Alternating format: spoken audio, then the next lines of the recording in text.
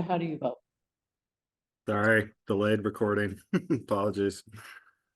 No as to 2. Okay, 4 yes, 1 no. All right. And then on to number 2. Could I get somebody to come and get rid of that recording Yeah. box on the screen blocking. for me, please? Yeah.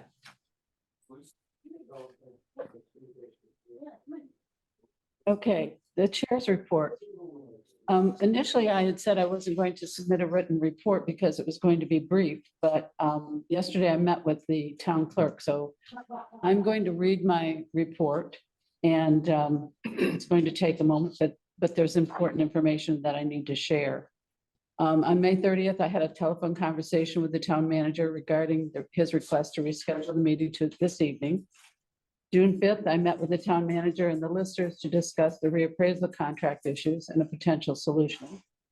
June 6th, there was a Zoom meeting with the town manager and assistant town manager on the draft agenda. And then yesterday, June 12th, I met with the town clerk to begin planning for the August 13 ballot.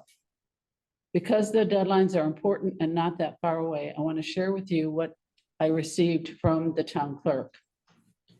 At our June 26th Select Board meeting, we will need to warn a special election to be held on August 13 in concert with the statewide primary, as well as establish a date, time, and location for the statutorily required informational hearing prior to the election.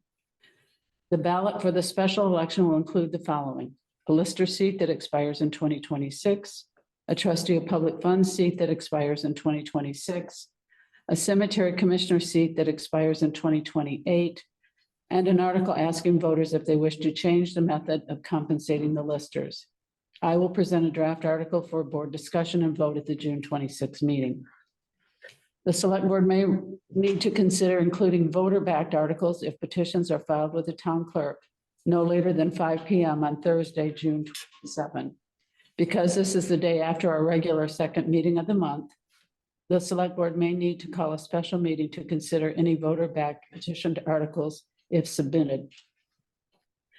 Petitions for candidates for lister, trustee of public funds, and cemetery commissioner must be submitted to the town clerk no later than 5 p.m. on Monday, July 8. At this point, I only offer this information, not for discussion, but just to be informative.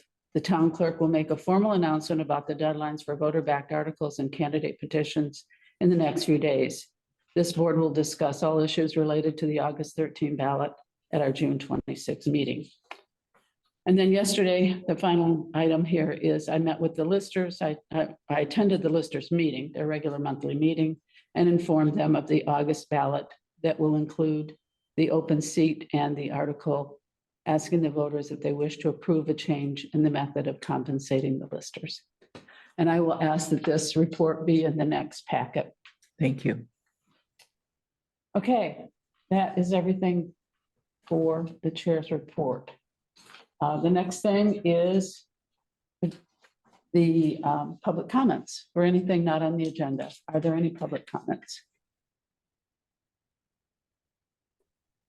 I feel like a member of the public sometimes too. And I have had people stop me on the sidewalk and say they were concerned about remote only meetings. And very happy to hear that we were going to go back to in-person meetings. And I'd like to express my disappointment that here we are, just 2 members. And it's a little frustrating to me also that we changed the date of this meeting to accommodate the town manager's schedule, and he's not here either. And now I'll shut up. Okay, any other public comments? Mary?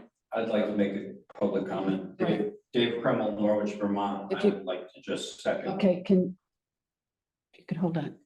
I saw Mary's hand go up. I need to call on a select board member first. Sorry. Go ahead, Mary. Yes, I would just like to say that some of us have family obligations that have to do with safety, that make it wise for us to use the Zoom platform. So it's not a matter of disrespect to the public or to the board. sometimes. Just Thank saying. you. Thank you, Mary. Right. Okay, Dave, do you want to come up and speak? Sure. Dave Krimmel from Norwich, Vermont. Yeah, I'd just like to second what Priscilla said in agreement that it would be lovely if we could all get here in person and have these meetings in person. So thank you all. Thank you. Good night. Okay, any other public comments? All right, seeing none, we'll move on. We're tabling number 4, so we'll move on to number 5, update on the reappraisal contract. We did have a letter from the listers in our packet. I think it's pretty self-explanatory. But I will ask if there are any questions, and maybe we can have Cheryl, who's chair of the Board of Listers, come up and answer any questions that select board members may have. So you have a question? I had just one. We also have in our packet the request for a 30-day extension, and that was, signed and approved, and that's good, but this is just on top of that, right? Excuse me. This is on top of that. Right, Extend the contract for a year. correct, Priscilla. The Cheryl Lindbergh, by the way, Chair of Listers. That request for an extension was granted by the select board, so that was filed with the property valuation and reviewed and the director.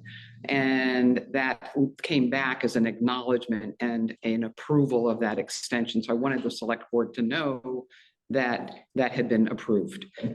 This memo that talks about an extension has to do with a different topic of an extension. Right. Okay. Mary, you have a question? Yes, just if Cheryl, you could explain what the different topic is, and does it have any bearing on our deadline to get our reappraisal done? Is there a thought of, being able to extend the process for another year, or how is this structured? Why is this happening? Yes, Mary, Madam Chair. This extension is different in that it is a solution to fulfilling the responsibilities for a reappraisal by KRT, who is unable to complete the necessary work on a timely basis for all of the work to be done by them and the listers to be successful in filing an abstract by July 3rd. So this extension is a request to extend the reappraisal from 4/1 of 24 to 4/1 of 25. And from the meeting that was attended by the town manager of the Board of Listers and the chair of the select board, an email was sent to the reappraisal firm, key personnel, and asked if they would be willing to extend the timeline of the reappraisal work only to 4/1 of 25. And they have responded in the positive, and the town manager is working on a contract amendment. Mary, go ahead.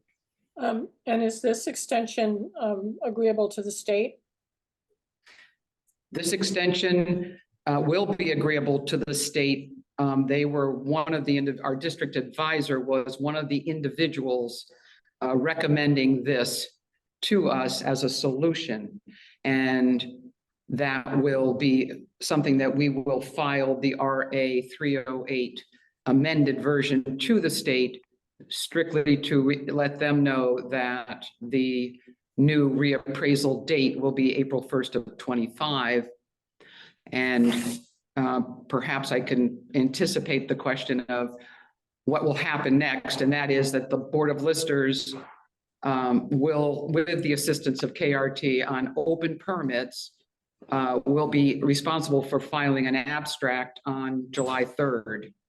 Or before, if we can, to satisfy having a grand list eventually by no later than August 15th, again, hopefully before then, so that the select board can set a tax rate and tax bills can be issued. Thank you, Cheryl. It's a great explanation. You're welcome. Yeah, as you recall, Mary, at the last meeting, Cheryl expressed some concern about whether everything could be done in that 45-day window if we got the 30-day extension. So this is the solution offered by the state to extend for a year, and everyone seems agreeable. And so what we need this evening is a motion from the select board to approve, to authorize the town manager to work with town council and the listers to draft an amendment to the reappraisal contract. And once that amendment is ratified, then we need to talk about how we'll get the word out to the public that there won't be a reappraisal this year, that it's been put off for a year. Marcia, I see your hand up. Go ahead. So I'm wondering how much extra this is going to cost us? Cheryl, you want to address that? The extension is a time extension only without any amendment to the rest of the reappraisal contract. That is what we have requested. We have not indicated there would be any increase in cost to negotiate. Marcia, go ahead. So follow up, if this is going to go for another year, presumably they're going to charge for their time for another year. And I'm wondering, how can we be assured that this time it will be monitored and that we have timely updates about what's going on?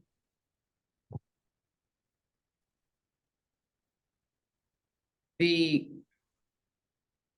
remaining parts of the contract, and perhaps Brennan would like to speak to some of this. The remaining parts of the contract were not being changed, were not offered as a change. Only the dates, the year in which the current contract identified 2024, the amendment would identify 2025 instead. But the only request for a contract amendment was to the date of reappraisal of 4/1/25. When we met, Brennan indicated that only about $95,000 had been drawn down, which was about 50% of the contract amount. So it looks like they've only done half of the work. The other half would be billed out in the second year. And I can't see a reason why we would even offer any kind of an amendment on the amount of the contract. There is nothing else asking for to change right. other than the date. The amendment would just include a change of date. Delay in the date of the reappraisal work. So Okay. that is it. All right. Any other questions? Brennan, go ahead. So I just wanted to comment. I did just kind of notice in the motion sheet here under item 5, it's a motion that says stipulated in the lister's request to the select board. And I had some previous email conversation with the lister's office about my concern with the second piece of what they are requesting, which is kind of a short-term request that they have information by June 20th of this year, which is next week. And my comment was, I don't think that's really an appropriate thing to be asking in an extension that was really looking out at a year from now, or April 1st of 2025. So I had not included that in the draft that is with council right now that I crafted, and they're kind of reviewing and editing. So I guess that's my position, is that's really not appropriate to have language requesting something within a week's time of today, when we're really talking about the bigger picture, extending this out for a full year. And I know from email threads that have gone on here over the last couple of days that KRT is aware of the time requirement of the listers for those open permits. I believe they're done, and we're really kind of hung up on a technical issue right now that's plagued the project with a laptop in the lister's office not being able to communicate with KRT. So again, if I'm agreeable that we should be doing this. This seems like the best outcome we could have found, with KRT being agreeable to just extending this work. And I would just ask the motion reflect that second piece is not in anything that I've crafted or anything the council's reviewing. Go ahead, Cheryl. So I've exchanged with Brennan an email regarding this as well. And my reason for including that, and I'm willing to concede on this, was because the listers need to get work done for the July 3rd abstract. And we need the data that they perhaps have, and we need to confirm that they do have. With that said, just a quick correction on the laptop. That is KRT's laptop that they set up with our server so they could access the database. And that laptop worked adequately for many, many months. And something happened somewhere right in the end of May that cut off their access. And we have been diligently working on fixing it, all three teams, the KRT IT person, the town's IT group, and Patriot Properties, who own Assespro Software's IT people. And they've gone over everything to try to figure it out.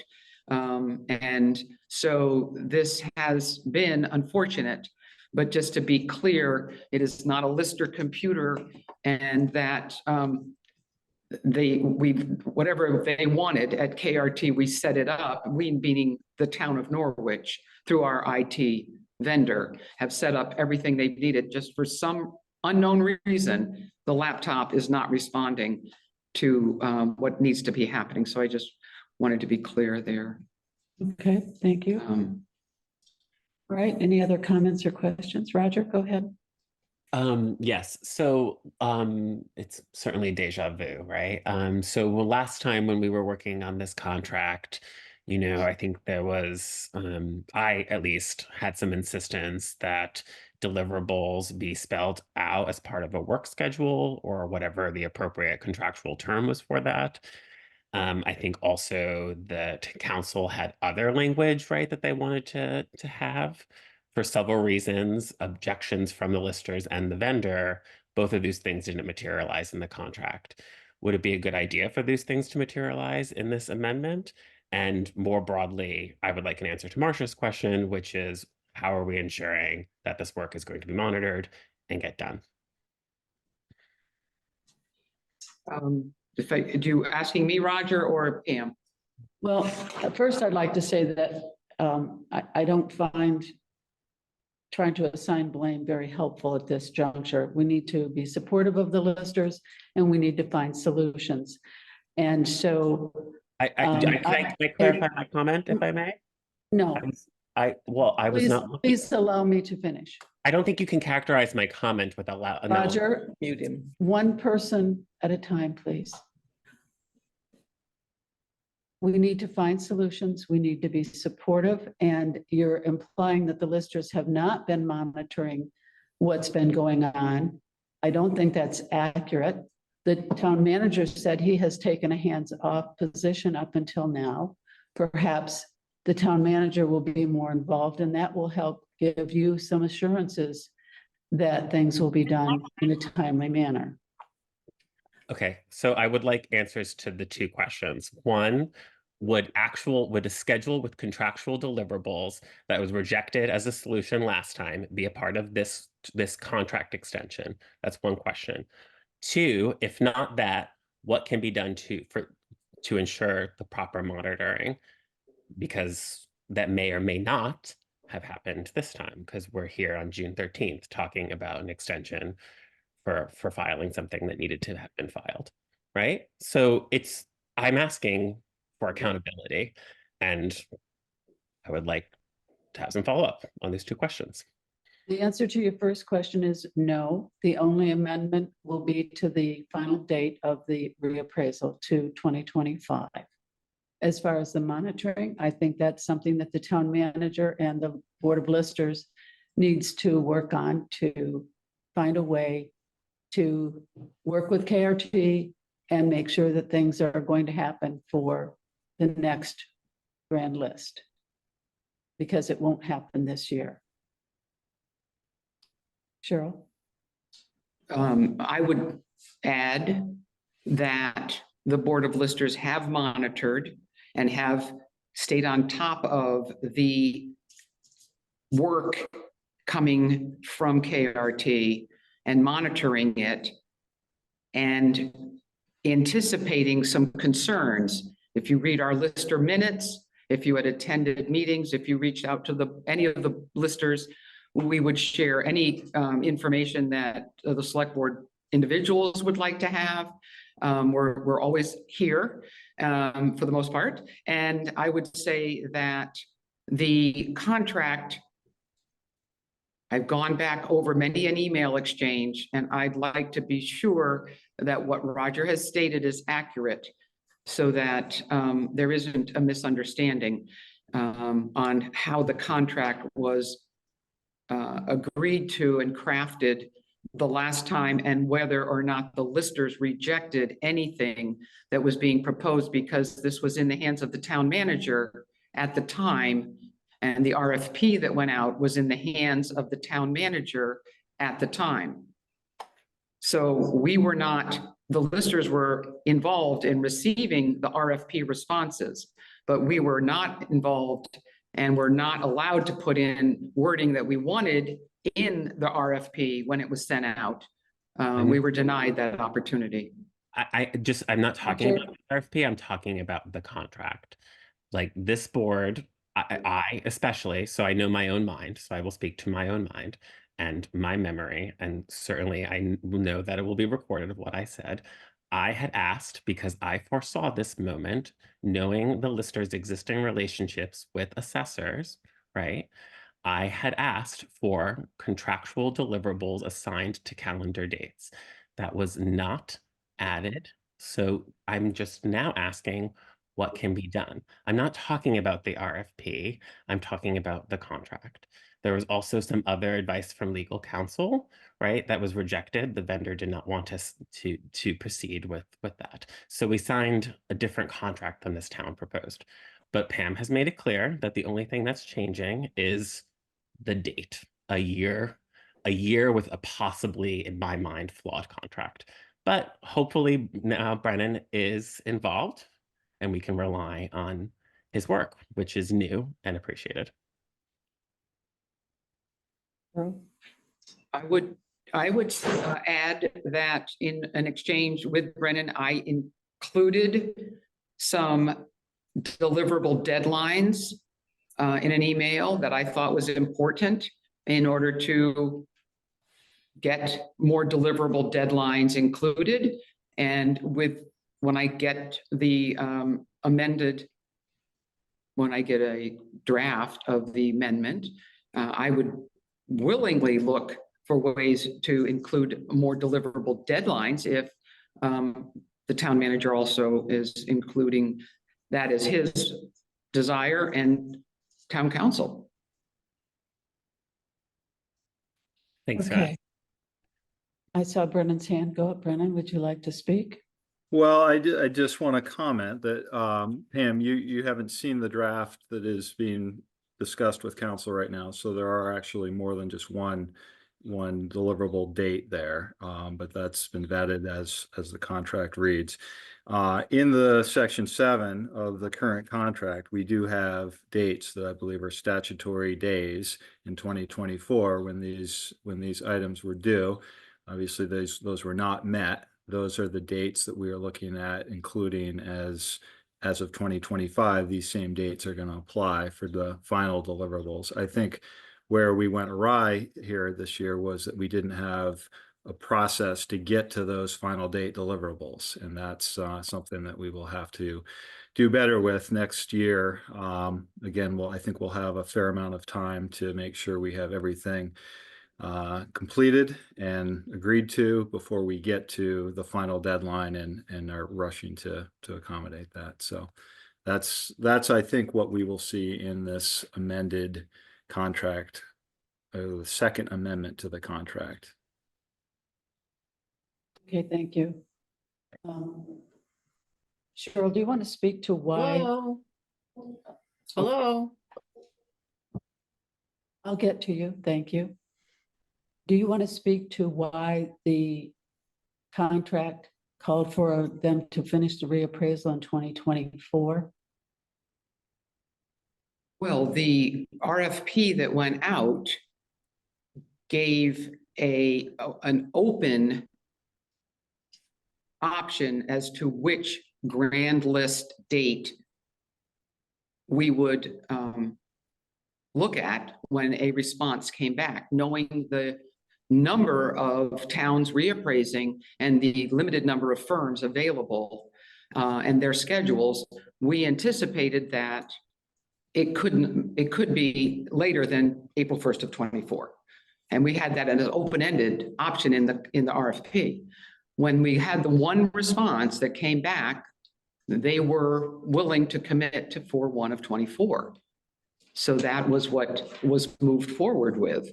And as Brennan said, the deliverable deadlines that are in the contract are statutory, which is important, but what isn't in the contract as a deliverable are some of the items prior to the statutory deadlines, which they need to be more prompt about in going forward. Okay, so what you're saying is the listers were open to not having it done in 1 year, but it could have been done in 2 or 3 years. KRT was the one who said they would do it by April 1st of 24. And so they have not met their obligation that they Committed to. to. Right, okay. All right, Marcia?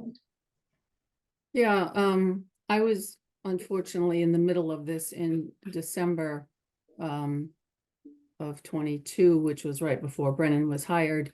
And so I'm aware of the painful back and forth between the attorneys and the listers. And I guess I would like going forward to make sure that we do have some sort of better expression of deliverable timeframes, and that we, the board, be kept apprised of what's going on. Okay, thank you. I'll ask Brennan, do you think those are things that should be in this amendment? As you said, I haven't seen what's been drafted, so I'm not sure exactly what you mean by more than just the extension to 2025 is in Yeah, there. it's a little more complex than that, but I think the gist of what we're trying to do is make sure that the statutory dates in 2025 that we're extending this to have the deliverables ready to go well before we get to those dates. And I might suggest, I can look at again what has come back from the council and suggest maybe there's something that we do, without creating a very complicated timeline of deliverables, which I had not intended to do. It becomes difficult. So we could certainly request potentially monthly or quarterly updates from the listers that would give the town manager and the select board, I guess, an idea of where the work stands along kind of the next 12-month period, or that's just an idea, but that would seem like a way to keep everybody informed. And if we get to, 3 months or 6 months before the end of the new agreement and we're feeling like we're still lagging behind, or this sense of urgency is not there, we would at least have some reasonable time to react to that. Okay.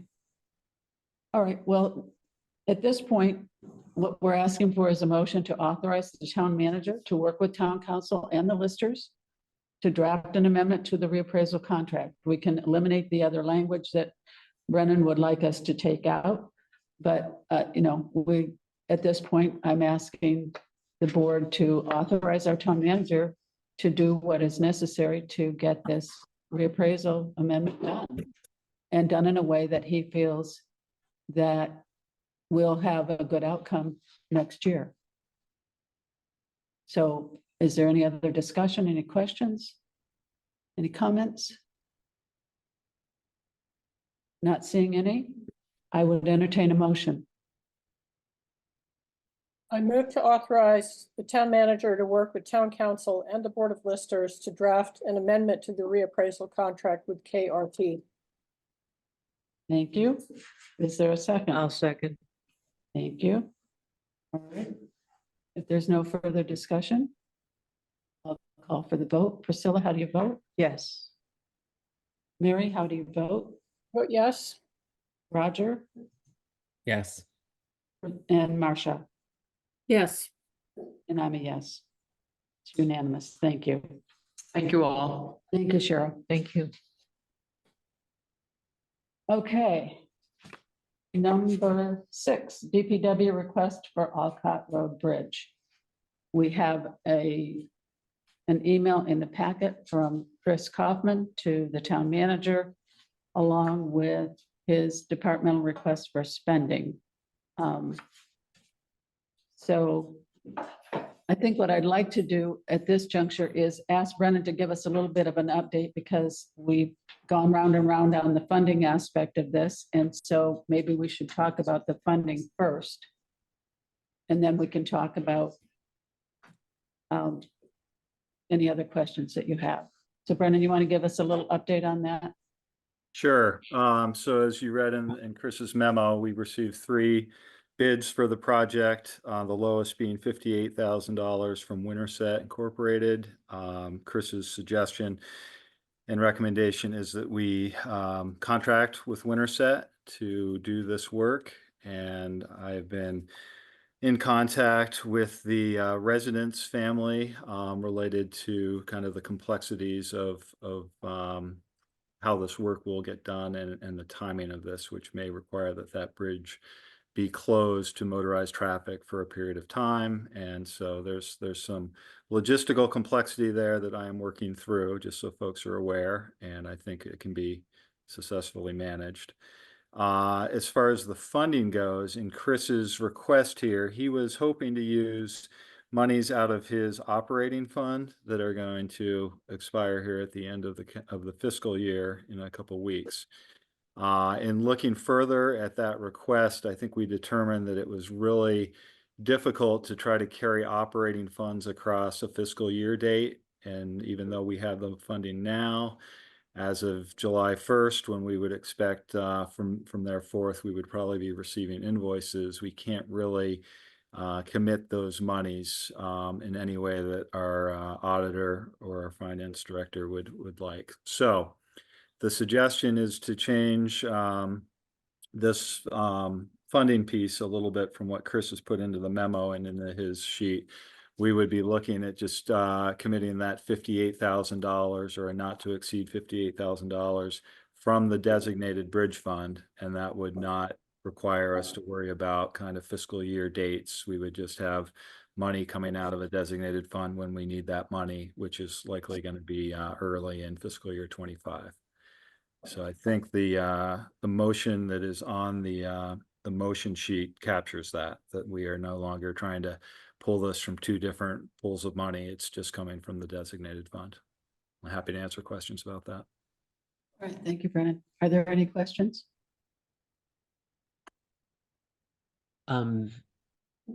So, go ahead. so I'm sorry, Brendan, I just want to understand what you just summarized. Because it's so close to the end of the fiscal year, you don't necessarily want to take it from effectively operating. You want to take it from a reserve fund, which is. Well, I think Chris's initial hope was to use the operating funds before the end of the fiscal year.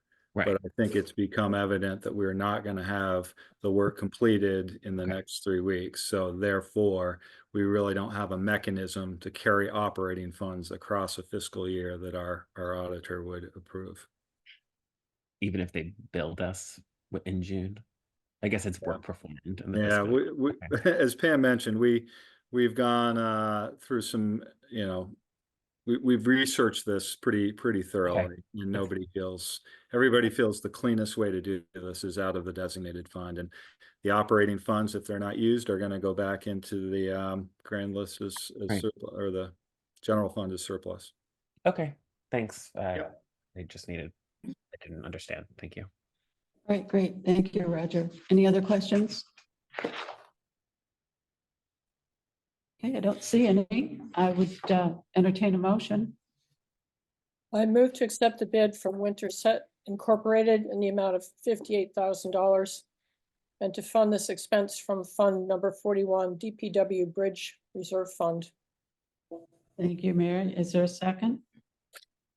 Second, Thank you, Marcia.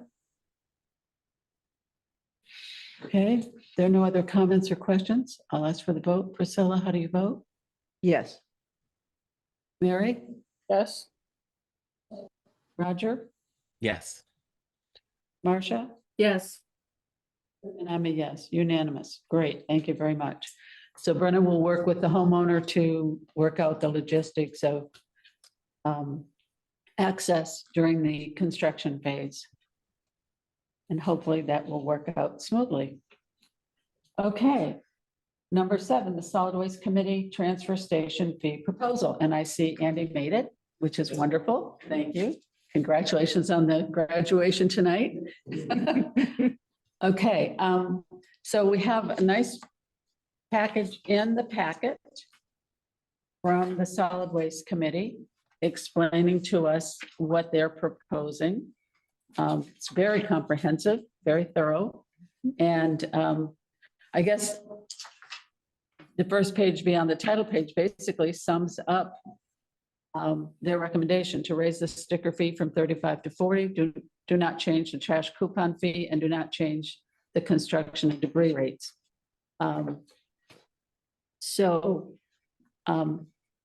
Like I said, it's very comprehensive. There's a lot of information here. They've looked at the costs and done a lot of analysis over several years. So I would ask if anyone has any questions about the information they've provided. Priscilla? Just a couple. It was a wonderful package. Do we have a schedule of C&D rates? Is it, I'm just not looking on the website or something. Is that why? Come up there. Yes, please. Yeah. So if you'd introduce yourselves, please. I'm Jordan Muller, Norwich. Andy Shear. Thank you.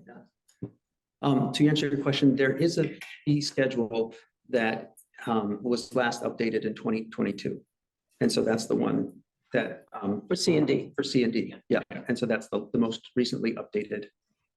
Do you feel comfortable that those rates are current enough for today's cost? I think so. I mean, given what we saw over the last couple of years, the way it's being managed by Paul at the transfer station, they have had, on average, over the last handful of years, about a $1,100 surplus, averaged over the few years. So I think they're covering their own costs. Okay, For the C&D. so we're not subsidizing the C&D. We're actually seeing a little bit of a profit there that covers some of the other costs. Exactly. Okay, great. All right, Priscilla. I have one other little question. Compost hauling, is that just the food waste, or do we still do leaves? We don't do Christmas trees anymore. Correct. Yeah. Do you want to answer? I think that's the food waste. I don't know. Just the food. Yeah. Yeah, That. thanks. All right. Any other questions or comments? Marcia? So, hi, guys. Good job with the packet. It looks like the increase is maybe $10,000, and with a $5 increase per ticket or sticker, that looks like we have to sell 2,000 of them. Do we sell 2,000 of them?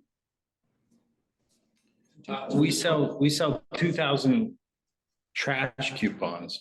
For stickers, we sell about 1,200. And that was the number we used for the projections. Okay. And, okay. And so historically, the town has aimed to achieve 80% coverage of expenses. It looks like this is going to drop to like closer to 70. So maybe the board, just note to Brennan, maybe we need to think about this in the future for budgeting. Do we want to cover 30% of the transfer station costs in our budget? If needed. Right, I haven't looked at their budget to see how they're coming in, as far as where they're hitting on the numbers. Is that pace?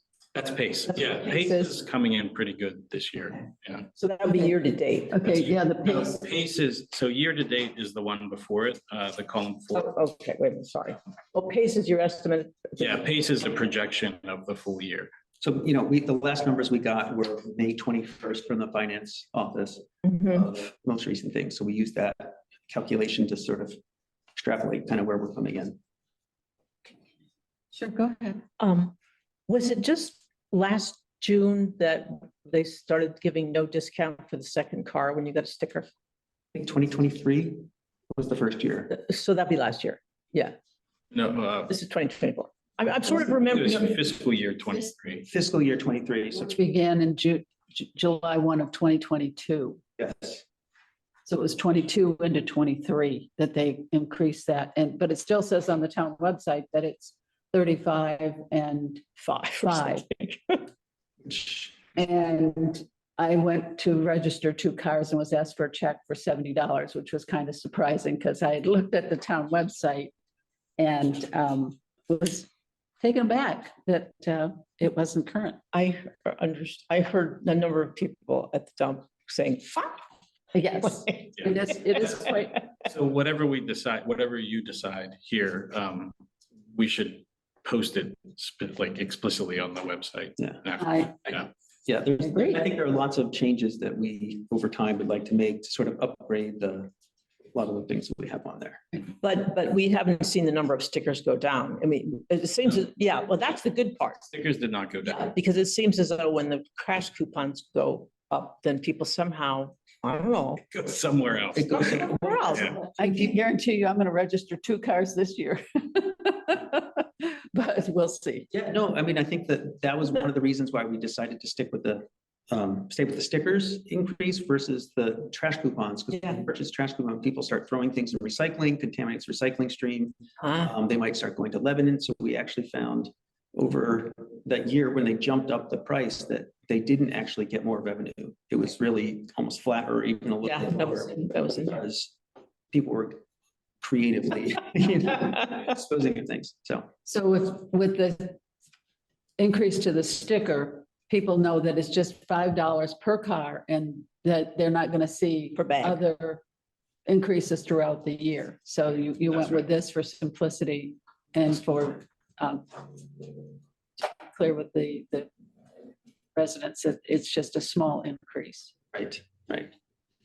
I mean, I think there were projections, if you were to go up 10, you could look at that and see, but I think, It's in there. you know, Chris and Brennan really felt, you know, strongly and, you know, we agree with them that helps keep pace because, you know, Casella's fees are constantly going up, all sorts of other things. So I think it just made sense for us to sort of recommend that, you know, we're trying to keep pace with those increases that we're always seeing, So it becomes a fixed cost, which is easier to identify. right? You know, and you said it's like a one time. Yeah, it's one time. Right. Any other comments or questions? Roger, go ahead. Yes, I'm always interested in how committees are working with town staff. So did anyone ask you to do this? Well, the select board also. Well, the reason that the Solid Waste Committee did this work was because when I brought up the topic, Brennan said he thought that this was a good project for the Solid Waste Committee to do in concert with the town staff. And so I reached out to Andy as chair of the Solid Waste Committee and asked if they would be willing to do this work, and they were very eager to help out. So I think there's been some really good cooperation. Yeah, it's very helpful. Okay, that helps. So Brennan, so Andy contacted Barry directly and Barry provided these figure data that seems to possibly have been represented or presented differently to the board. Can you explain a little bit of the workflow? Was it a workflow that was successful? is this a good example of like how committees can work with town staff, or is there something that you would like to tweak about it that would make it more successful or easier for town staff workload?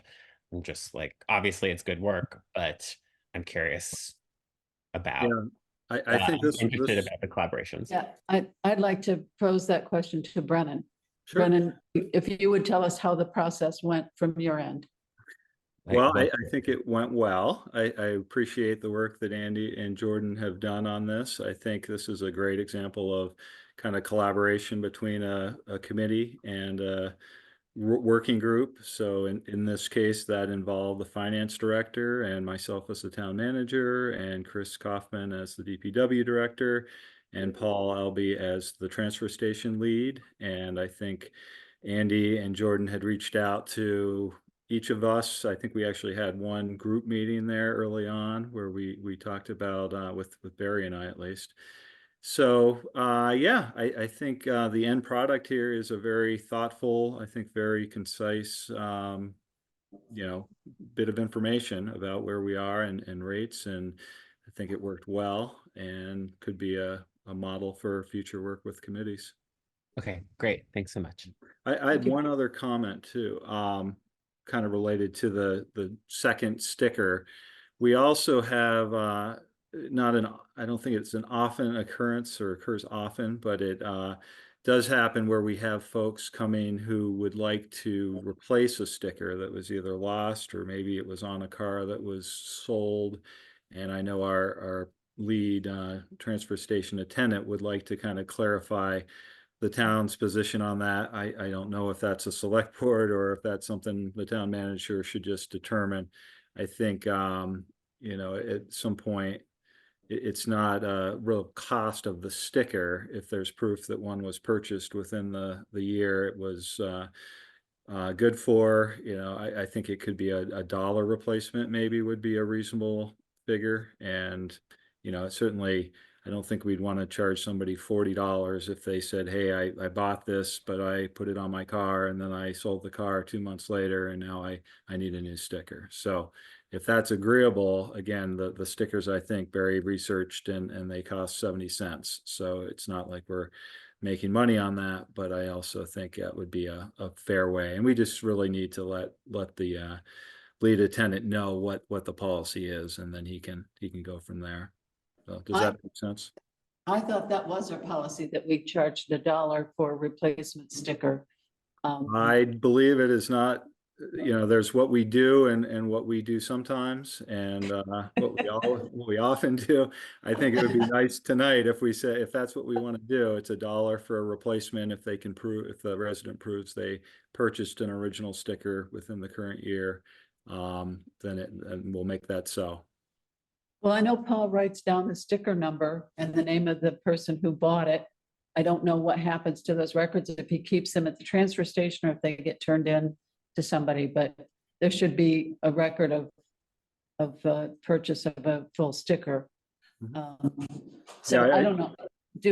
I think there is. I think really the question is, you know, should he be charging $40 if somebody comes in and says, I lost my sticker, to get a new sticker? Should he be charging $1 because we have proof that there was a sticker purchased? And I agree, there are records of who has purchased them and when, as long as somebody can kind of give us an idea of when it was. You know, it would be a manual process, I think, to look through the written records. So some work and complexity involved.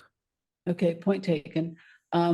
Well, since we published this list, I guess maybe we should adopt this as part of our approval tonight to, if we're going to approve the recommendation from the Solid Waste Committee, we could also add this $1 replacement of lost or misplaced stickers or whatever we want to call it, that it would be a replacement fee of $1.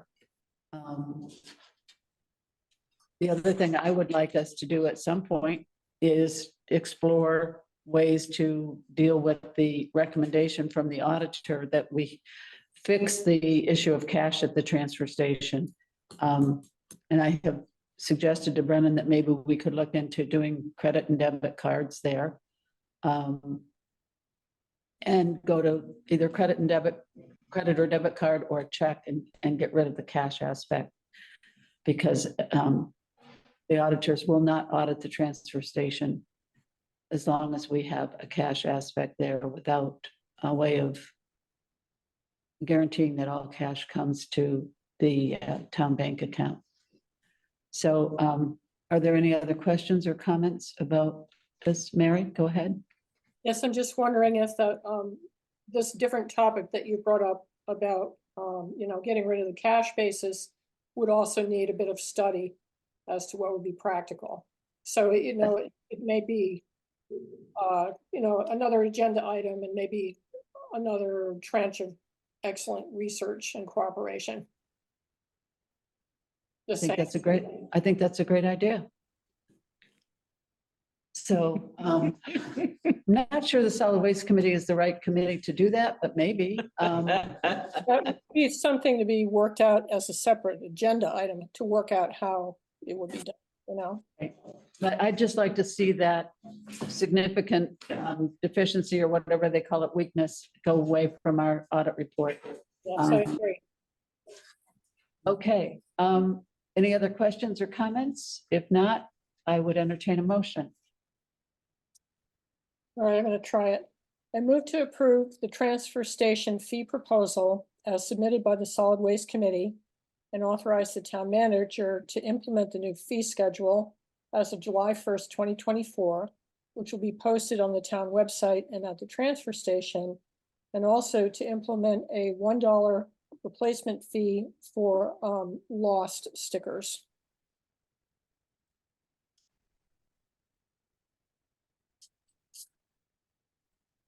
Friendly amendment? Sure. We don't have a second yet. Would you like to second it first, Marcia? Sure, I'll second it.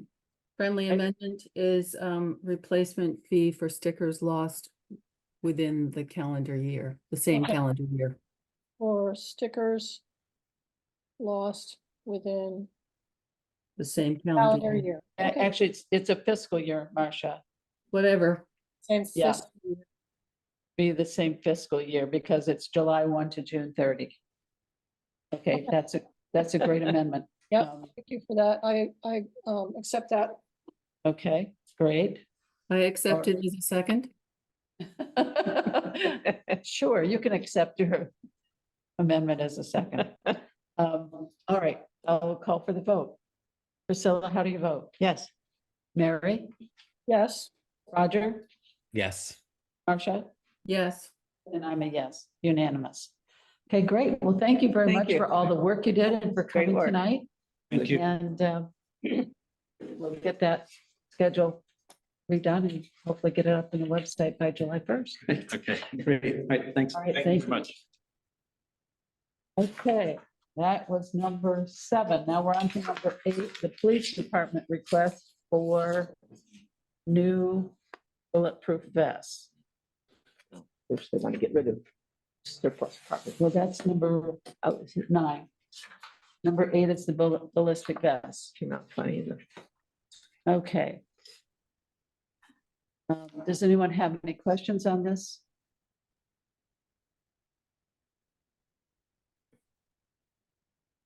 I did look back at what the chief was saying here, and we do have a 0 budget for ballistic vests. So it appears to have been wrapped into fund number 21, which is the Police Special Equipment Fund, which has, as of the end of March, had $3,326. There will be a $30,000 appropriation in the next fiscal year. So there will be adequate funds. And the chief also says that we could also realize some money from the Leahy Bulletproof Vest Partnership if we act quickly. So are there any comments or questions on this, or should we go straight to a motion? Marcia, was that your hand going up? No, Oh, ready okay. for a motion. Okay, want to make it? I move to accept the bid from, where is it? Yeah. I didn't put that in because I was struggling to figure that out too. Is it NASPO? No, where is it? Brennan, can you help? Yeah, let me, let me pull this up as well here.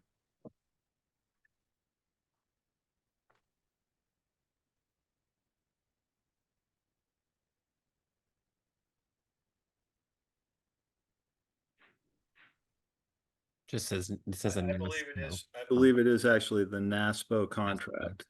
Yeah. A bid from the NASPRO contract? Or NASPO. I believe there's only like one way to procure these vests, if I understood it correctly, within the state. So I think that would be where we would have to go to get this type of specialized equipment. I think Does it's that the sound- National Association of State Procurement Officials. Yeah. NASPO. Yeah. What was the amount? Anybody have that? 4770. 4770. I move to accept the bid from NASPO in the amount of 4770 to purchase 3 ballistic vests with funds from It'd be Fund 21. Fund um, 21, which yeah. is police special equipment. okay, so under here where it says fund is 155000584 is not right. No, it's Fund 21, the police special equipment fund. They don't have any money in that line item. So that's right, Brennan? I didn't research that. I think, I mean, to be honest. If you look in your town report, that line item has a 0 budget. And That's what it says. Yeah, I don't think Matt will be terribly concerned. I think he again didn't have money where it probably should have been, which was in that best line. So a special equipment line would work for him. Okay, so ballistic vests with funds from Fund 21 is outlined in the request from the police chief. well, he mentions the special equipment fund, and that is the number of the special equipment fund. That funding appears to have been added to the special equipment designated fund, is what he says in paragraph 2, and that is fund number 21.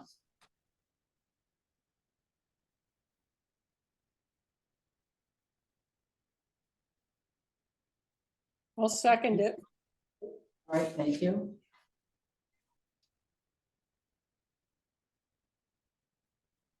Okay. Any other questions or comments before we vote?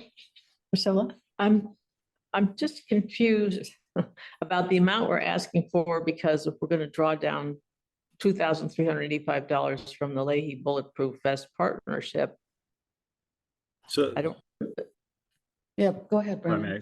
So I think that is the intent, is to go after a grant through that fund that would help offset our costs. I think we would still need to procure the vests, and then it would be a reimbursement.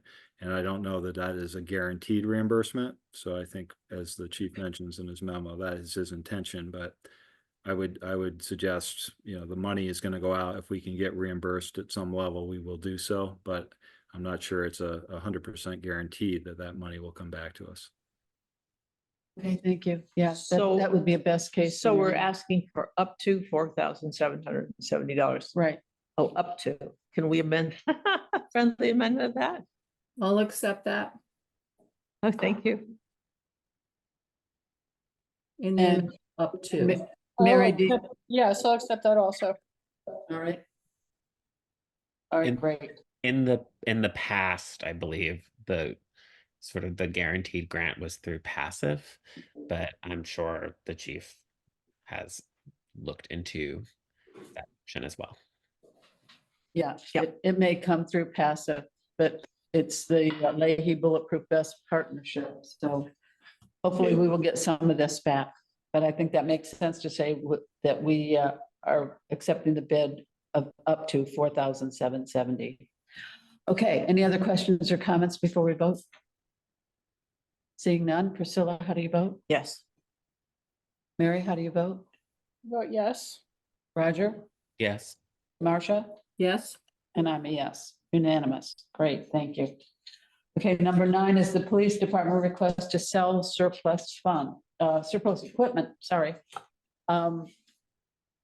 So he hasn't given us a list of what he has proposed here, but I would assume that the list will be created, and if there's anything in our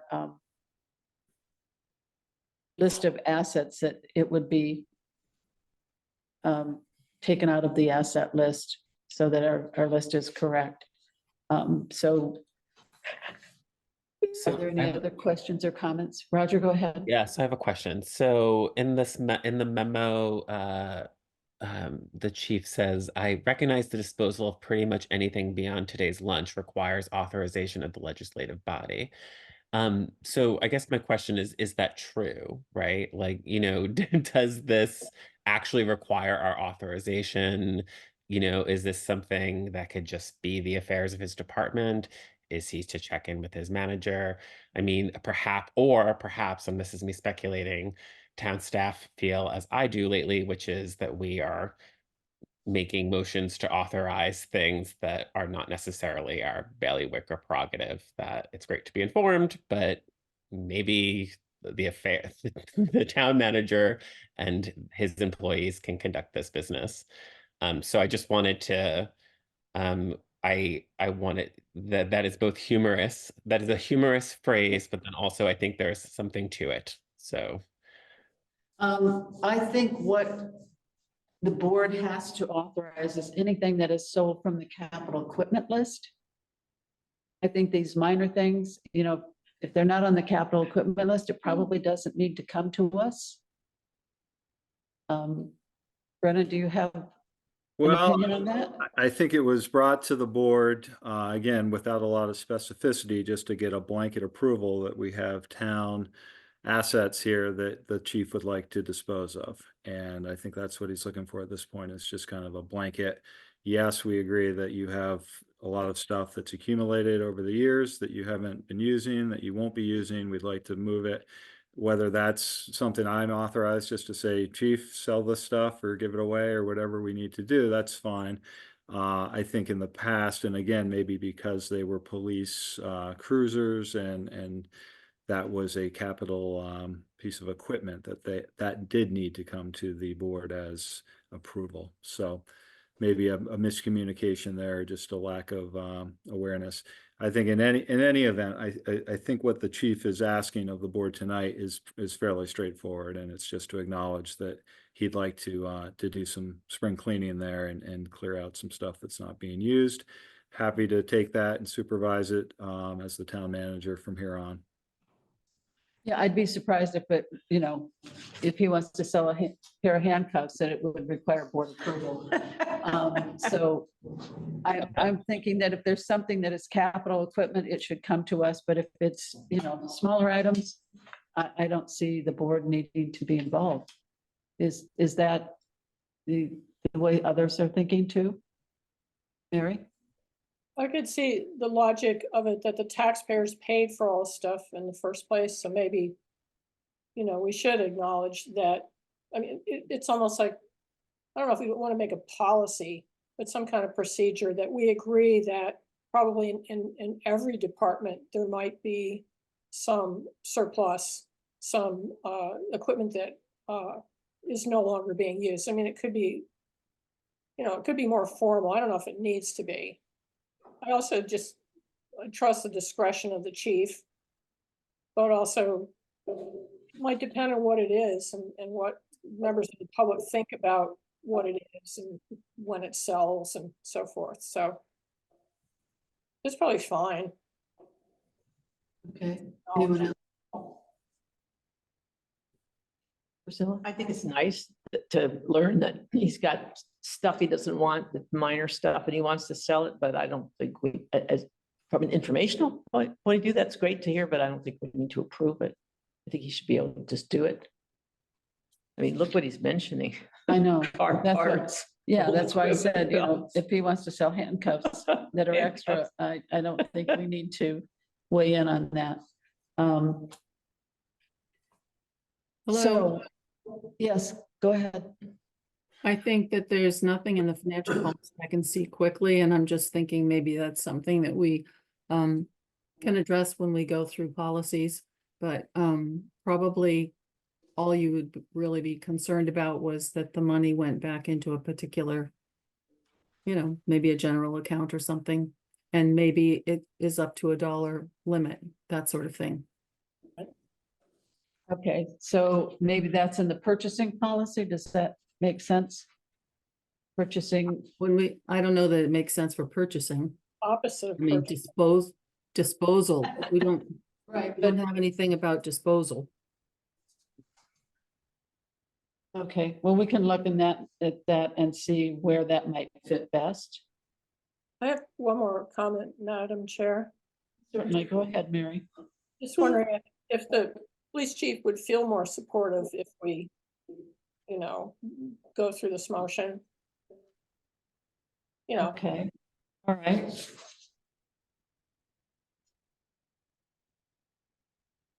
Well, if there's no other discussion, oh, I see, Brennan, you had your hand up. Go I ahead. was just gonna say, I think the chief just wants the green light from somebody to proceed. So I don't think he'd feel, if the board feels, hey, this really isn't our purview, the town manager just manage this, and that's just the agreement that comes out of tonight, that's fine. And if a motion wants to be made, that's just as good.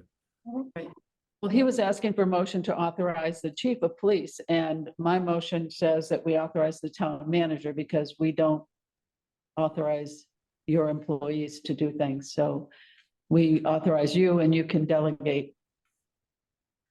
So if someone would like to make the motion, Where will we appropriate the well, I proceeds? put that in there in the event that someone wanted to make that stipulation. If you don't want to make that stipulation, we would eliminate that. I mean, do we want money to go back into the special equipment fund? Do we want it to, there may be some other line items in his budget where that money would be beneficial. Because he does have other equipment expenses. Could it be appropriated to whatever fund the police chief wants in his department? Or we can leave it up to the town manager and the finance department and just say that it would be most beneficial to the town, period. Period. Okay, I'll move that then.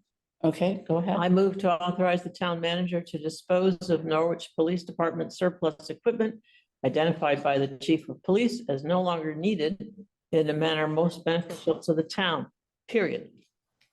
Okay. All right, I'll second that. thank you, Mary. Okay, any other questions or comments before we vote? Seeing none. Priscilla, how do you vote? Yes.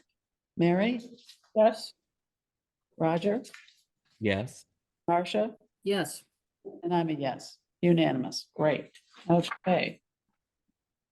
All right, on to number 10, the Shared Energy Coordinator, formerly known as the IREC, the Intermunicipal Regional Energy Coordinator. We're now calling it the Shared Energy Coordinator, or SEC. So they are proposing that we stay with the same amount that we've paid every year, $30,670. Are there any questions or comments about this agreement? I have one of them. Oh, go ahead, Marcia. I'm just thinking, I'm wondering if we're paying the lion's share of this. And I'm wondering if we get that much benefit. I know we get some benefit, but is it? All right, you're stealing my question. If you look at the funding, Yeah. Woodstock pays $8,000 more than we do. I did the math and we pay 28.5% of this budget. And my question is, have we ever received or have we ever even requested an accounting of what percentage of this person's time that we're getting? And are we getting our money's worth? So that's something I'd like to know is there any kind of record of what time this person spends in each town, and what does Norwich get of that person's time? Good Roger? question. Well, unlike, say, I don't know, the contract assessor, we do get reports regularly from this vendor, from this contract. So we actually are able to articulate what they're doing. So I think Marcia's comment recognizes, I think, that we do have reporting, we do see the work. I think it is incumbent upon us to ask more questions for him to do more work and foster even more meaningful relationships with our town staff, right? Like, I think right now this coordinator is working with the goals of the Article 36 task force through suggestions, but I think they could play a more meaningful role in capital planning, making some more recommendations on equipment, and just meeting perhaps more regularly with town staff. So I think it's on us. If we want more out of this, it's on us to be more involved. But I do think there is some accountability there, unlike, as I was suggesting, some other contracts in this town. We don't have a contract assessor at this time, but when we did have a contract assessor, the assessor submitted monthly reports showing exactly what was done each day that they were here in Norwich. And it was accompanied by an invoice that accounted for the hours. So, Sorry, I was referring to the assessment, the reappraisal rather. well, we do get invoices from them and we approve those. And so we don't see the actual invoice. Priscilla? If I could come back to the TRORC stuff and the SEC and how much they're doing for us. Is this the outfit that has still, as far as I know, still not produced the energy audit report? Because if that's the case, it's not being very impressive, whatever they're doing. I think it does come through TRORC. I think No. Brennan's got his hand up. Brennan, go ahead. Yeah, no, it does not come through TRORC. So that energy audit through the MERP program that the Two Rivers representative Jeff Grout brought to us a year ago or so was funded through the state Buildings and Grounds, I believe, is the department. And that's where we have hit our time hurdle here. I think Harry Falconer, who's our current IREC representative, had tried, to the best of his ability to make sure that they were focused on getting us that in a timely way. And then again, we heard back from the actual contractor, who was Du Bois and King, that they had been told by the state who were funding this that we were no longer kind of in that top priority of you're going to get yours next week. We went back to kind of the bottom of the list here. So that is not related to the work of Harry. And I know he actually had just joined the meeting and now is gone. So I know he wanted to attend here, so he probably could answer Pam's question about how much time is split between the different towns. I'm fairly certain that because we in Woodstock are kind of the primary funders of this, that we are probably getting the bulk of that focus for the work that they're doing. I don't know that there's any way he would be able to split that up into, I work, 10 hours a week, and this goes to Norwich and this goes to somebody else. I see Linda Gray has raised her hand, and she is on the Energy Committee. So if she maybe would like to speak more to that, Linda, if you're able. I'm there and I will call on people. Thank you. So Roger, go ahead.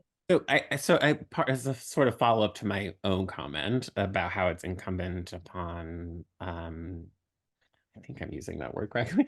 It requires us to ask more questions if we want to, because I think one of the things you'll find out is that Henry Falconer has spent like at least 60 hours alone on the charge point station, like ensuring that is usable and accessible for electric vehicles. And that is something that I'm privy to because I ask questions about it, right? So I think his time could be spent in a more directed way, but we would have to work with our town manager to figure out what whose goals are, right? And then also it would be good to call Linda because she is our representative for, I'm not sure if people remember this, but there's a committee that these towns work with. Like, so each of these towns has a representative or representatives, and they work with Henry Falconer on it. So we could in turn ask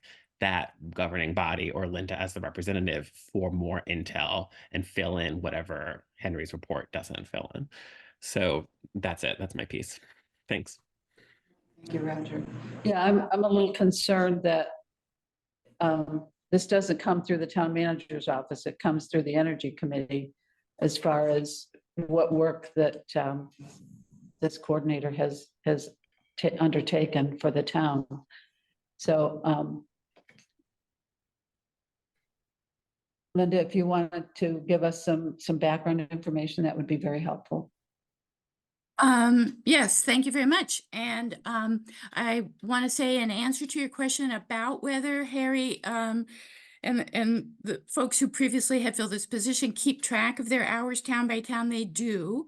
And we are just the steering committee, as Roger pointed out, there's a steering committee for the position made up of a rep from each of the participating towns. And so we highlighted to Harry, it's like, yes, I think all of our towns would appreciate having that information provided to us on a quarterly basis, provided to our select boards. So he's started doing that. I want to speak very highly in praise of Harry and his abilities. And one of the goals that we've had, and for Norwich, it's kind of been hard because over the period of Jeff Grout, when he first came on board, and then Harry, we have had a lot of changeover in our town staff. So it's kind of been hard for the person filling in this role to develop an ongoing relationship with the town manager and the department heads, because those staff have had other issues on their front burners. I think we're at a stage now where we can develop that kind of relationship.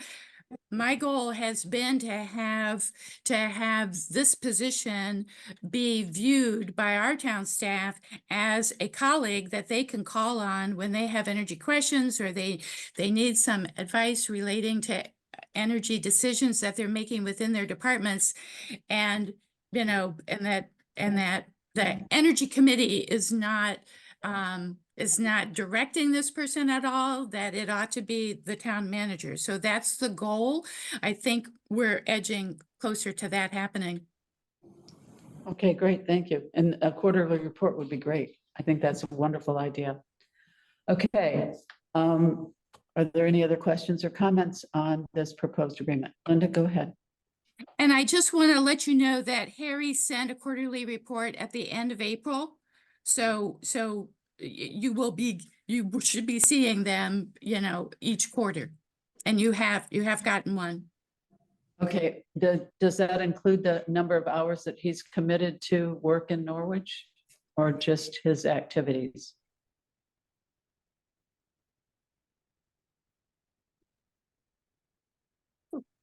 We can look, it was in. I believe that report does not have that. I think his next one will. Okay, great. That will be a wonderful improvement. Thank you. Okay, any other questions or comments?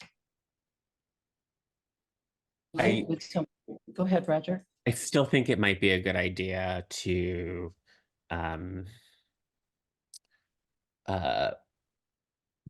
provide some kind of feedback about energy related projects for Henry Falconer and Brennan. I don't know if we've ever had a specific conversation with Brennan about our green energy goals or our Article 36 goals or our goals for procurement, or even, I don't even know if they are town goals. So it might be a good idea to figure out what kind of like charrette that might look like, right? Well, if you recall, Roger, when we talked about goals for the select board, one of them was to work on a charge for a green procurement advisory board or committee or team or whatever you want to call them, so that we have someone that is helping advise town staff on some of the options that are out there to be more green here in Norwich. And maybe working with our energy coordinator through TRORC. Maybe that's a good person to work with to help develop that charge, and then Right. maybe have him as an ex officio member of that team, or whatever we end up calling it. So, yeah, I think that's a good role for that person to help us on that front. And I do have policy review assignments later on the agenda, and that was one of the ones that I was going to bring up, was trying to come up with a charge for that committee and then try to find people to serve on the committee. Okay, if there are no other questions or comments, I would entertain a motion on this agreement. I move to authorize the town manager to enter into a contract with TRORC for the shared energy coordinator at a cost of $30,670 for the period July 1st, 2024 to June 30th, 2025. All right, thank you, Mary. Is there a second? I'll second. Thank you. All right, if there are no other comments or questions, I'll ask for the vote. Priscilla, how do you vote? Yes. Mary? Yes, Roger? Yes. Marcia? Yes, And I'm a yes, unanimous.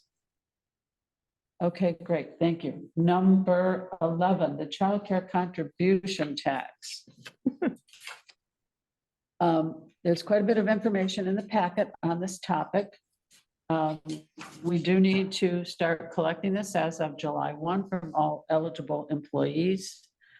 According to section 3401 of the Internal Revenue Code, not sure exactly which employees those are. And if we're required to collect 0.44% of the payroll and submit that to the state. And the state has said that the most we could make as an employee share would be 25% or 0.11%. So if you look at the email that Barry sent to the town manager, it says that the town portion would be $6,436. If we use the amount that was in the email,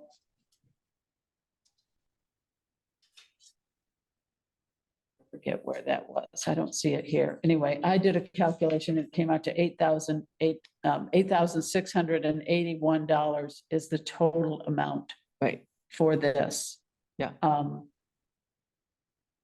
Brennan, does that comport with what you're getting from Barry? If the town picked up the entire portion, that would be, oh, here it is, right here, 1,950,269. Yeah. Just pale.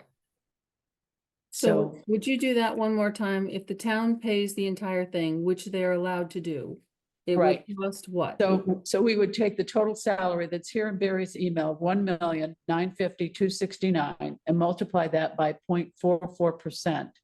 And I believe I got $8,681, and it might have been some change. I'll do it real quick. 1,950,269 times 0.00. I'm sorry, it's I 8,000. was right once. 8,581.18. 8,581.18 is the total amount that would need to be sent to the state if our salaries came out to that exact amount. So somewhere in the neighborhood of $8,600 would be the full amount. If we shared that with employees, the town would pay 75%, the employees would pay 25%. So the way I structured the motion on the motion sheet was leaving those percentages blank, because I wanted to understand whether the board felt that the town should pick up 100% of that cost or do the cost sharing of 75-25. Any comments or questions, Priscilla? It's about a $2,000 difference if we pay just 3/4 and make ding the employees a bit, or we just pay the whole thing. I don't know if this affects the union contract we have, but basically I feel that let's be kind to our employees and just take care of this for them and just pay the whole $8,600 and not get into all this mess. Okay, thank you. Anyone else? Mary, I see your hand up. Yeah, I agree with Priscilla. I tend to think that payroll taxes are pretty regressive. So I especially don't want our, lower wage people, even though it is, wouldn't be a huge amount, but I think it's fair if the town just picks up the whole tab. Okay. Marcia? I agree, we should pay it. Okay. This is something that I would like to see us review on an annual basis when we do the budgeting, just to be sure that it's not becoming a much larger number. Maybe there's an increase in what the state decides is no longer 0.44%. Okay. That could start growing. So I'd like to see us review this as part of the budgeting process and even have a line item for that, taking that into account. What are we anticipating for the town's outlay in each budget year? Roger, did you have any comments? Well, town staff can figure out how they want to propose it in the budget. I would just think that they could just sort of incorporate this into one of the many rising costs relating to employees, right? So it's just like healthcare, it's just like any other, I think we're treating this like a fringe benefit. So I don't think we need to see the childcare, we don't need to see this as a line item. We just need to understand that we are going to absorb this as part of doing business as an employer. Well, how would you put it in the budget if it's not a line item? I would defer.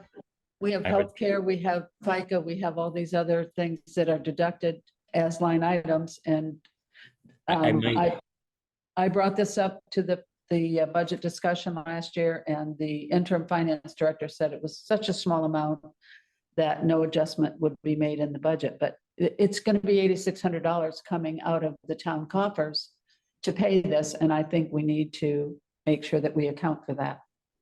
I imagine, and I don't want to, suggest or direct town staff, but I imagine you would take this number and split it up amongst each employee, and then you would just see that rise as part of any other, costs that rise, right? And that's just, I'm rejecting the idea that we would have to review this every single year. I would see this as part as the conversation of any other. Well, if the percentage starts increasing, I think we need to be aware of that.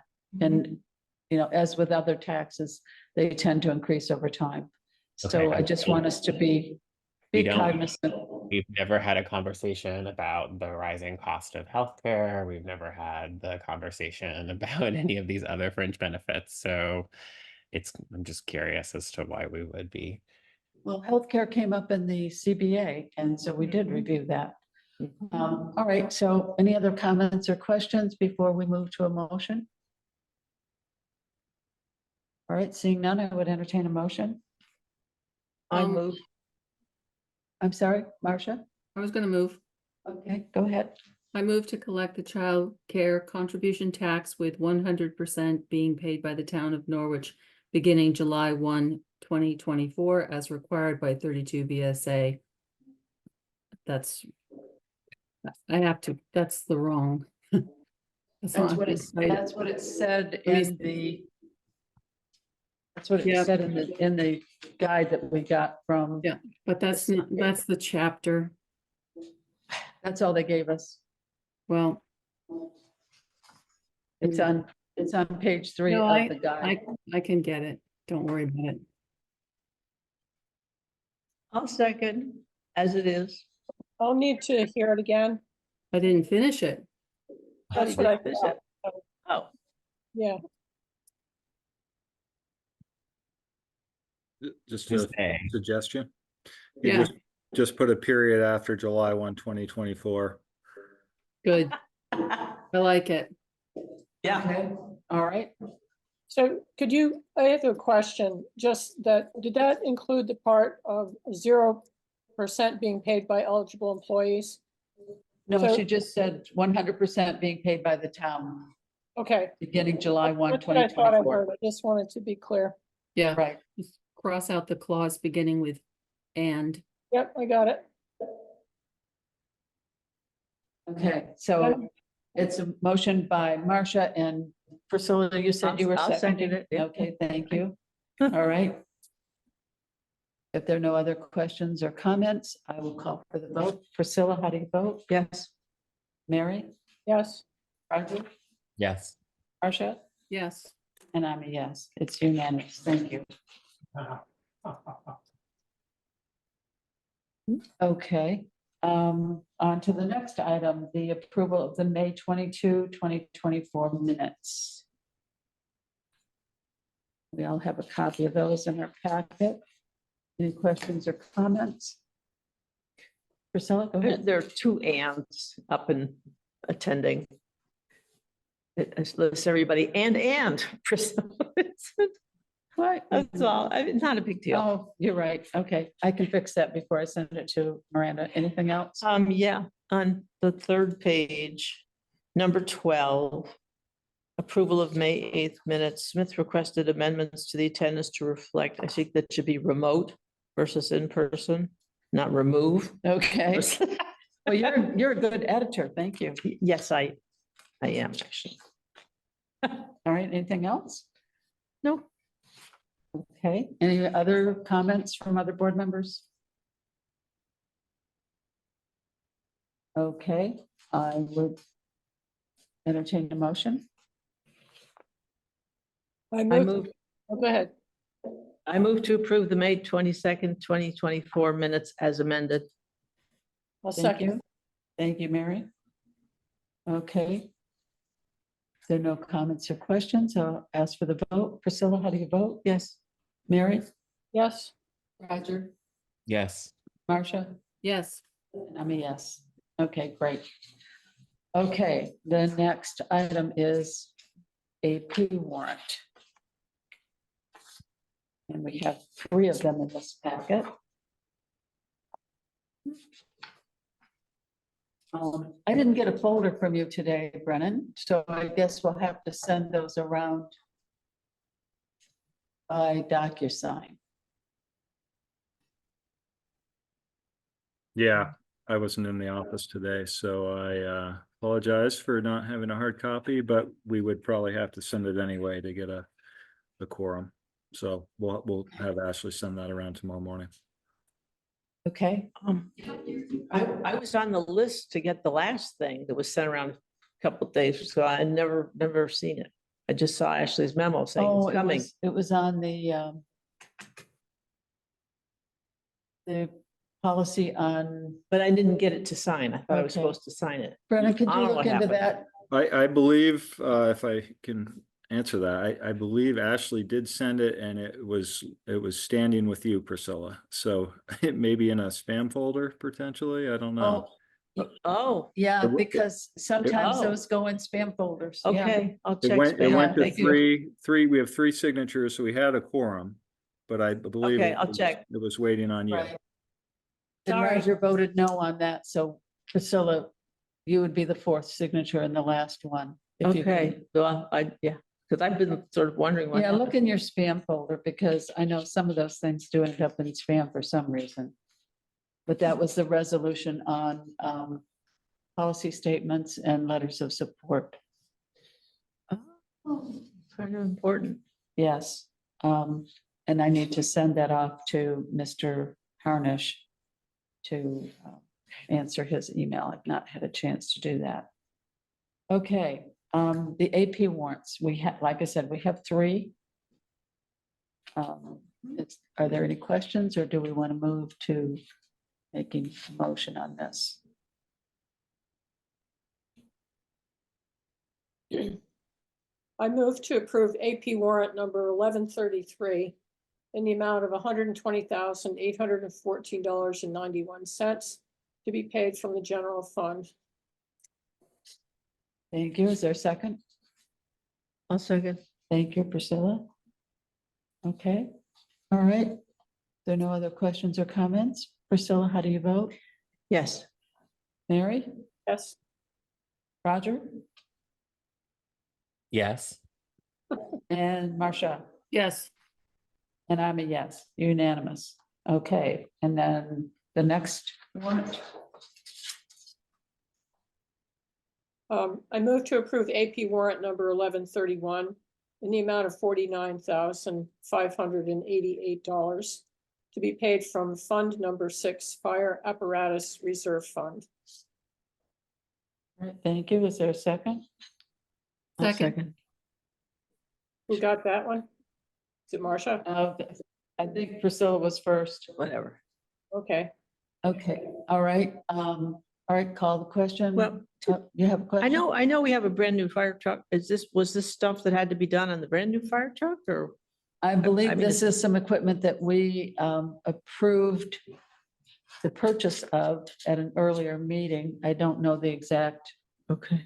equipment. Sure what it But is. he's been, didn't come fully equipped, and so he's been gradually adding more things that they need. So this is just approving that it is being paid out of this Yeah, reserve fund. okay. I mean, what they're doing, I think is great over there at the fire department. Thank you. Yep. Okay. All right, I will ask for the vote. Priscilla, how do you vote? Yes. Mary? yes, Roger? Yes. Marcia? yes, And I'm a yes. That's unanimous. Okay, and then the last AP warrant. I move to approve AP warrant number 1132 in the amount of $2,140.69 to be paid from Fund Number 53 Kids Bridge at Huntley Meadow. Thank you. Is there a second? second, Thank you, Marcia. Okay. All right. Priscilla, how do you vote? Yes. Mary? Yes, Roger? Yes. Marcia? yes, And I'm a yes, unanimous. Okay, great. All right, now the next thing is correspondence. We received 3 letters from residents, Jenny Barba, Betty Barba, and Priscilla Vincent, expressing their concern about going to Zoom only meetings. We are not going to do that. We're going to do hybrid meetings, and the state has passed a new open meeting law that takes effect July 1st. That's something that we should probably talk about at our next meeting and make sure we fully understand our requirements. They are changing. Yeah. And we also need to complete our select board handbook that talks about how we're going to deal with some of these issues and maybe incorporate the new legislation. We received a letter from an email from Tina Rabideau. It says it's from Attorney William Dodge at Downs Racklin Martin PLLC on behalf of New Singular Wireless. It looks like they are changing some equipment on the tower that's on Upper Loveland Road. And this appears to just be informing us. I don't think that they've made a request to the PUC and they're just informing us that this is happening. Okay, then we have the liquor licenses for King Arthur that were approved at the last meeting. And they're in here just for information purposes. We have a report from the town clerk about people who have not re-registered, relicensed their dogs in the town. She's required by statute to submit this list to us. And I would just ask that if anybody sees their name on this list, that they please reach out to the town clerk to try to resolve this. Okay, and then we have the AP warrants that were approved off cycle. Because we were 3 weeks between meetings, the finance office prepared some checks for payments so that we would not be late.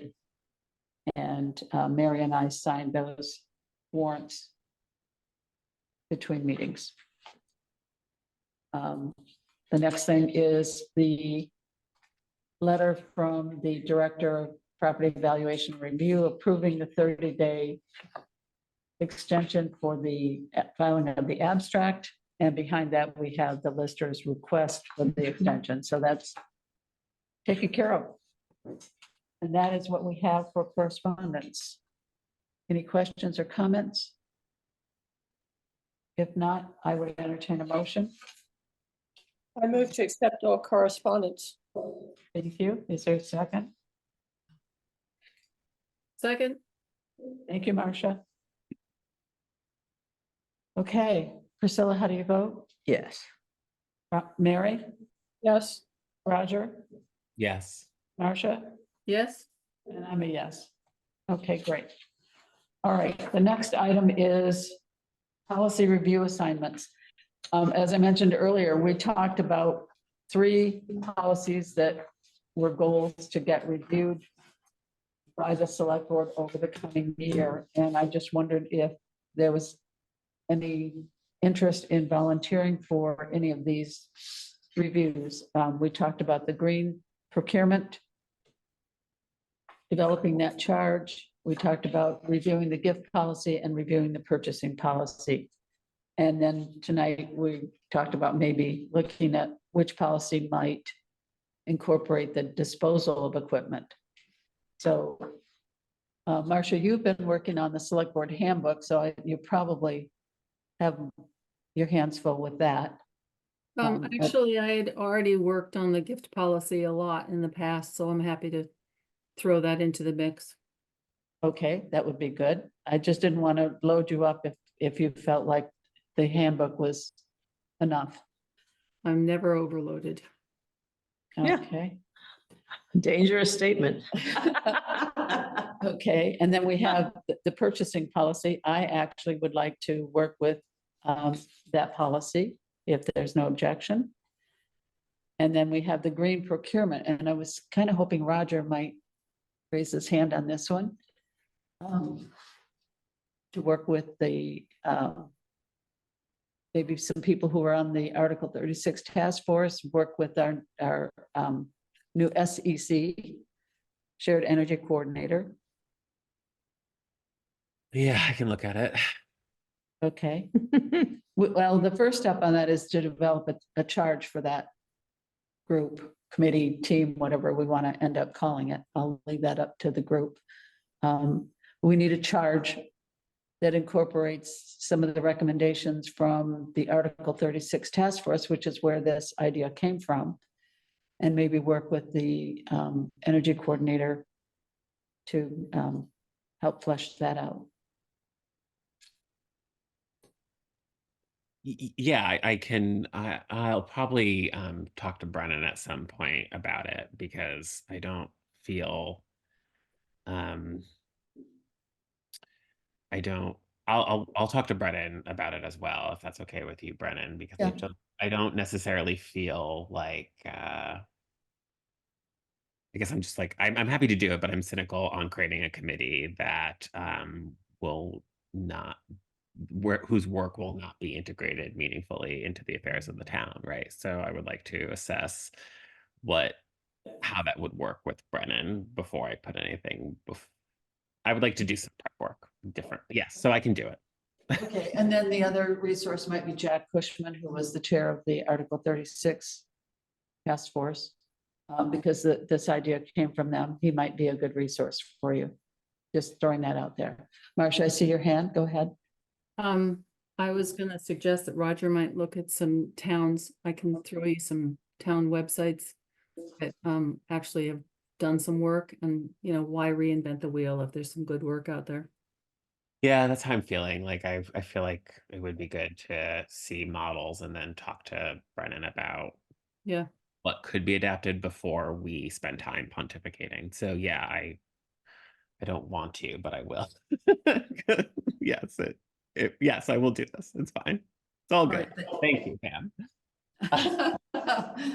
Well, we all need to contribute here, and I'm glad that Marcia can send you something that will be helpful. Uh-huh. Okay, so that's all I had for that, is just try to get that process rolling. We don't need to make any motions or decisions tonight, just want to keep things going. The next item is the Moore Lane Bridge update, and I'm going to turn to Brennan for that information. Okay, well, I can tell you that we are, I think, reacting appropriately to the new information that we got at the early part of May, which was that there was noticeable, kind of visual, effluent leaking again down the abutment of the wall of the bridge there, and primarily on the southwest side of the bridge. And so since learning of that, we've had some contact with the state via the DEC Spills Division. We've reached out to all 4 of the contractors that were involved back in 2022. So that includes Stantec, that includes Winterset, which was the contractor that actually installed the current solution. Murray and Masterson, which was the environmental firm that came to the town and did actual testing of the substance. And then Clean Harbors, which was another environmental group that I think had done remediation work back in 2022. So where we are currently, we have requested that Clean Harbors come inspect the bridge in its current state and give us an idea of a cost for kind of an immediate cleanup remediation of what we can see visually on the wall of the bridge abutment. And I will say last week, Winterset came out and met with Chris Kaufman and kind of went up on ladders to try to determine what exactly was happening there with the containment system. And it does look like, especially in that one corner, which is probably the low corner of the bridge, that there is kind of seepage occurring there. So we'd like to get that cleaned up as quickly as possible, obviously, and that would be probably our first step. And then our second step is going to be, I think, more of a longer term, what can we do to contain this in a more permanent fashion than just the cleanup. So I don't have a firm plan for that yet. I think we will have to kind of engage with some experts in the field and see if we can come up with a new solution. And one of those could be, and this has been thrown out, I think, by Chris Kaufman previously, one of those would be a potential to grind down the surface of the bridge, the road, and the kind of failing wooden sidewalk there that's on the south side of the bridge, put in some type of a water impermeable surface there that would not allow water to flow through the structure, which we, again, believe is creating some of this movement within. So that's where we are right now.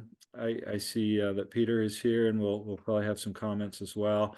I will say I did go out earlier in the week and kind of made my own inspection.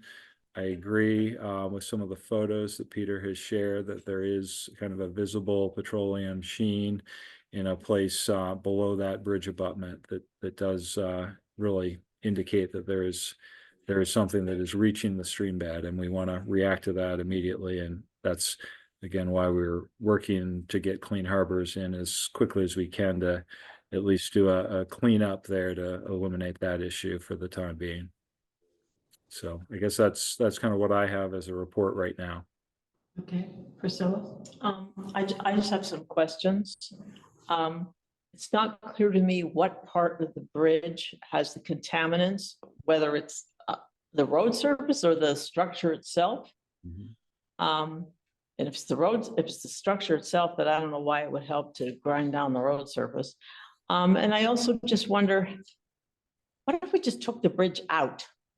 Just took it out. And, you know, do we have to replace that bridge as a vehicular bridge? Could it be replaced as a pedestrian bridge? This is potentially very expensive, and I'm not happy with the idea of just patching, remediating now, remediating a little later. Just, I mean, I'm not, I'm not trying to tell you what to do, Brennan or anybody, but it's just like, how many times are we going to replay this movie? And can we just deal with it very decisively? And maybe that means taking the bridge out. Yeah, Brennan, go ahead. So I can answer your first question. I think the second question is something that the town via the select board and the town manager are going to have to come up with as far as the longer term solution. But what I believe has occurred, and I think most of the reports and the facts show this, is that when that bridge was installed with a wooden structure, it was sprayed before the asphalt was laid over it with a substance that helps asphalt adhere. And that is, you know, a petroleum-based product with hazardous materials in it.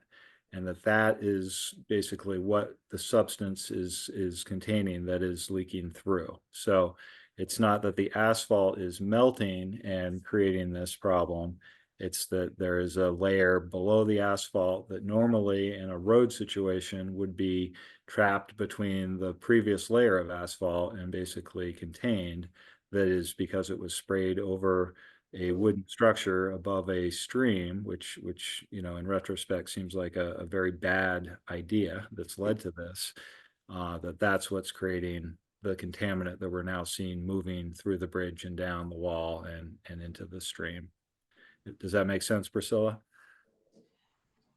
Yeah, but it still doesn't answer my question of, it sounds like that's something, as long as that structure stands there, that we need to just get rid of the structure to really actually fix the problem.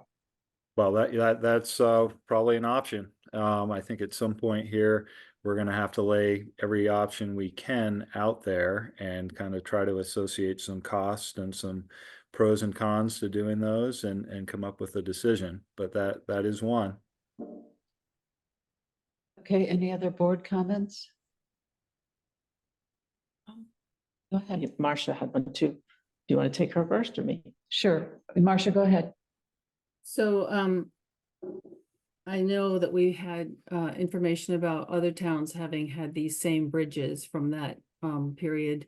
Royalton had one. I'm just wondering, Peter's saying no. I just saw an article. No, sorry, Mark, I don't mean to nod my head, but it was our Peter? situation is nothing like Royalton. Peter? It's a unique Peter? situation. Apologize, Peter. Just want to clear that The chair up. did not call on you, please.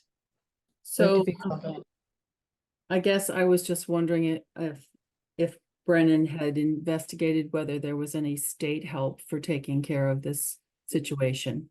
Right, Marcia, I sent Brennan some articles that I came up with. I found one from June of '89.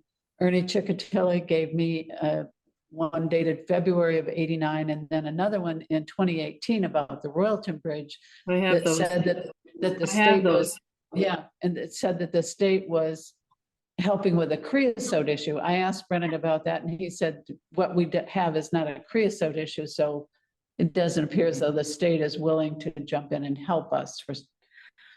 But it is a design that the state brought to us, so I don't know why they wouldn't be willing to help. Brennan, go ahead. I was just going to say, I don't think we know that for certain what the state will or won't do. I think that's part of our process right now, is trying to understand. Back in 1989, how did this bridge come to be here in Norwich, which I haven't found any definitive historical other than the press clippings on that.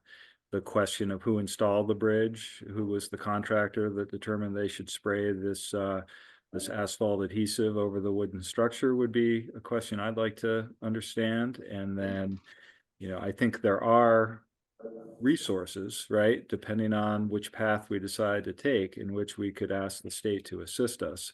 But I don't think we know enough about the past history to really be able to say the state is liable and therefore needs to, contribute or needs to pay in full for any sort of remediation. It's not clear at this point what responsibility that might entail. Right, and if we could get some kind of a grant, even if they didn't say we'll cover the whole thing, if there was some kind of grant that can help us with this, but I would like to see us stop putting Band-Aids on it and come up with a real solution. Peter asked me the other day about what had been spent to date, and it was something like $96,000 or $93,000 that we have laid out to date. And so when we make a decision on future expenses, hopefully it will be for a solution and not another Band-Aid. Mary, go ahead. Two things. I think Neil Fulton might be an informed person, a good person to talk about as to how this bridge was installed. I think that he had some knowledge that it was a special state program or something. And also, if we did move in the direction of replacement of the bridge, I would be in support of having it be fully functional just for emergency purposes. I would not want to cut off that loop to be pedestrian only. So if it went in that direction. Okay, Marcia, were you raising your hand? Well, Roger hasn't had a chance, so I'll defer to him, but then I would like to say something. Okay, I guess I need to look at my computer screen here rather than the TV screen because Roger isn't showing up there. Sorry. Roger, go ahead. So Brennan, can you, I appreciate the summary. Can you give more of a summary about like how these vendors are like sort of being materialized on the ground? So like when have they last come together? Is there, you mentioned 2 environmental agencies, like, is there ongoing testing of the water? Can you just sort of give us an update with more of sort of not line by line, but more of, I want to hear more about sort of how the work is being conducted and materialized and at what pace. That would just, if you can.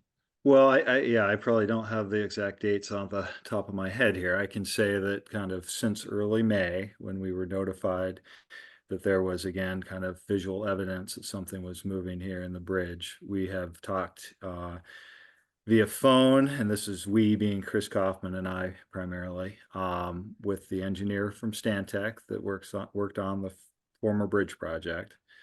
We had a phone conversation with the representative from Murray and Masterson, which was the environmental firm that was here that did the original testing. And we have had, I was not involved in this one, but we had Winterset actually come out, made a site visit with Chris under the bridge to inspect this. And we currently, again, have a request out to Clean Harbors that's related to several email threads that have gone back and forth to try to employ them to get, again, a kind of emergency cleanup procedure underway. And I haven't heard from them as to when they were coming. It was supposed to be this week. Okay, so that's helpful. So since May, the Winterset, who've been the people who constructed the structure, have come out to inspect, Yeah. and but you have not yet had the cleanup of the remediation happen. Correct. What we're waiting on right now is Clean Harbors to look at this and tell us, okay, this is going to take us, a day to do, and it's going to cost X amount. As soon as we get that, again, if it's under a certain threshold, I'm going to move forward as kind of an emergency remediation at this point. Okay. Yes, it would Yes, it would. Obviously, I think I'm interested in knowing how people are, charged and, how we're actually materially on the ground responding, right? I understand that there's like a lot of, I understand the email exchanges that you describe is very much work. I don't mean to mischaracterize it as anything, but also it's very helpful to know when people are on the ground doing remediation, inspecting the structure, proposing new solutions. Like that is what I think everybody wants to see. So thanks. Yep. Well, if I can, I'll just say, I think we are acting promptly, there's certainly no effort to slow play this in any way. But again, we have contractors that have schedules and they've been to date very willing to kind of jump back into this and help the town out. So we appreciate that. Okay, thanks. Thanks. All right, Marcia, you had a question or comment? Right now, it seems like we don't have any choice except to do some emergency remediation. But I think that this body has to make a decision pretty quickly, and we need some information. How much is it going to take? Well, first of all, we don't want necessarily remediation. We want correction. And so what's it going to cost for correction? And if correction is going to take a long time or it's ridiculously expensive, how much will it cost to take down the bridge? And I think, we need to have a stepped out plan and maybe some options, because this is a big ticket item, if the state isn't going to be able to help us, then we just take it down and close. But I think we need to come up with a plan right away, and simultaneously with remediation for the moment, so that we stop stuff going into the water. Okay, thank you. Yeah, I agree that we need some options here, and they need to be, what are the long-term solutions to getting this fixed once and for all? And if we are to replace the bridge, certainly we have to take the bridge out. So we would need a cost of what it would take, what it would cost to remove it. And then a cost of what it would be to replace it, and what style of bridge are we proposing for the replacement. There are no homes that are impacted by the removal of this bridge. The driveways are on either side of it, so it's not like we would be stranding somebody if we took it out. So yeah, we meet again in 2 weeks. Hopefully Brennan will have more information for us by then. And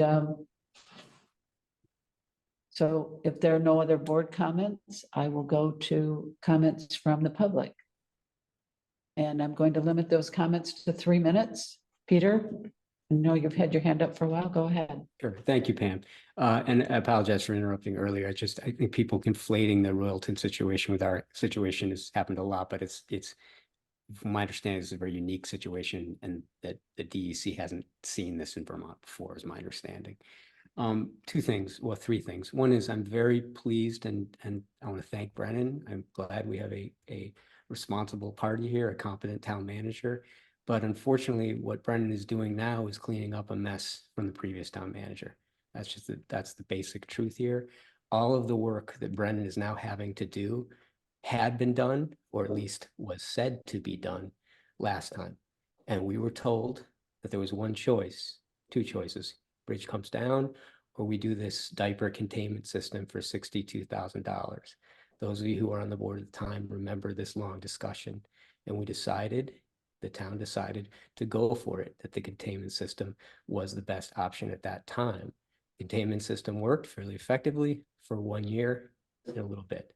Less than 2 years, it's now failing. We have a toxic site in the center of town, right near Huntley Meadow, right above Blood Brook. It has been the gift that been keep giving. 6 years of contamination, pretty serious contamination of the brook. And so my question is how long are we going to tolerate this at this point? I waited a long time to get anyone's attention, 3 years. It took 3 years for anyone to respond, in spite of multiple video and photographic evidence of serious petroleum-based contamination in Blood Brook. 4 years. So while I'm being patient with Brennan, and I know Brennan's doing a great job, as he is on all fronts, we have a serious situation here. And the last thing I want to say is we've hired Clean Harbors already. Clean Harbors were the people that gave us the plastic sheeting. That lasted less than a week of effective containment.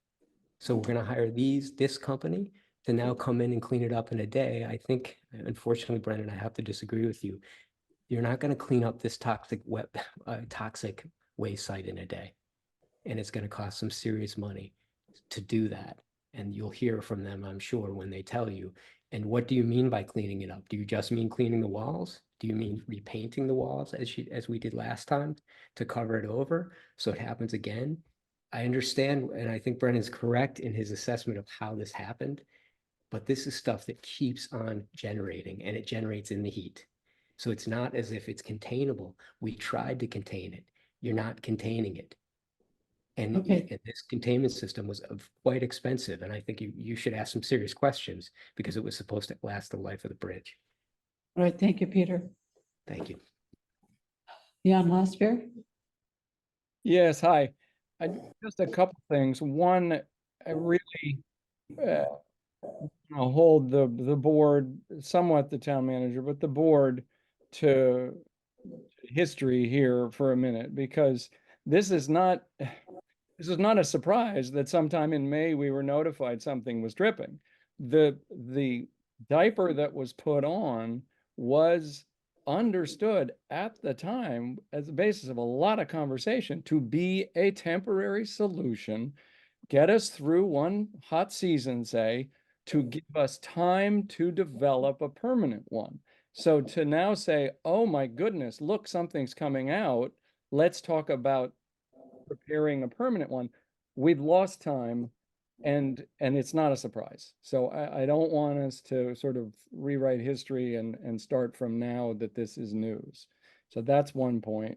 I personally think that it just, I would agree with Priscilla in the sense that this is going to take time, it's going to be expensive. Yank the bridge out, talk about whether you put a temporary pedestrian thing across, and give yourselves time to do it right. Bite the bullet and do it. And thirdly, I would just say, do we have tests, or when will we have water tests that confirm whether children should be playing in the water right outside Huntley Meadow or all the way downstream on Blood Brook?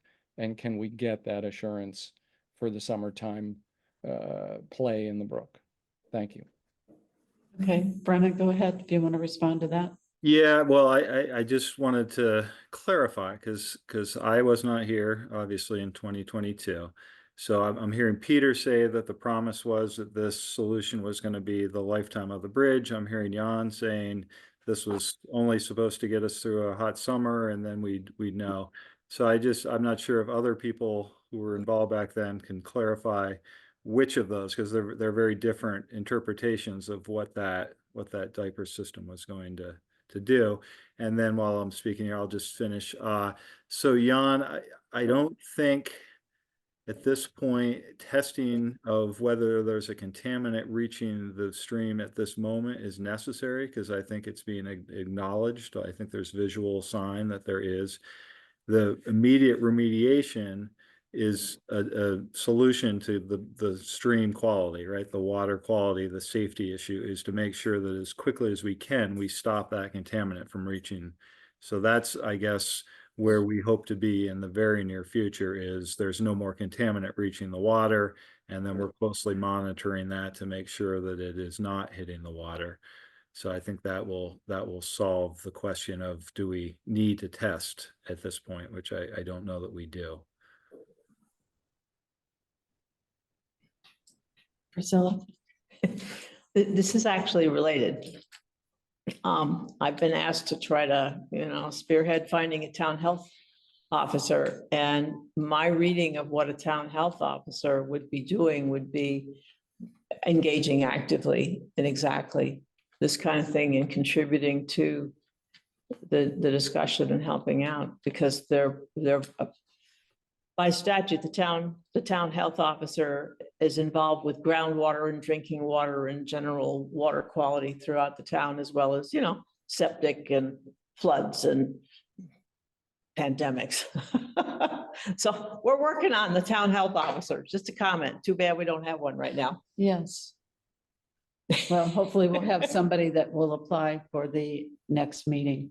I'm looking back at the minutes from previous years, and July 14 of 2021, this came up as a topic for discussion. The Moore Lane Bridge has been dripping into Bloody Brook and needs to be remediated. Durfee met with the DPW director, the planning director, and the interim police chief to discuss traffic options for Beaver Meadow Road, whatever that means. So that in the last 9 years, that's the first time I can show that it actually came before the select board. And then May of 22, town manager Rod Francis said a major focus of the DPW work over the last week has been on the Moore Lane Bridge.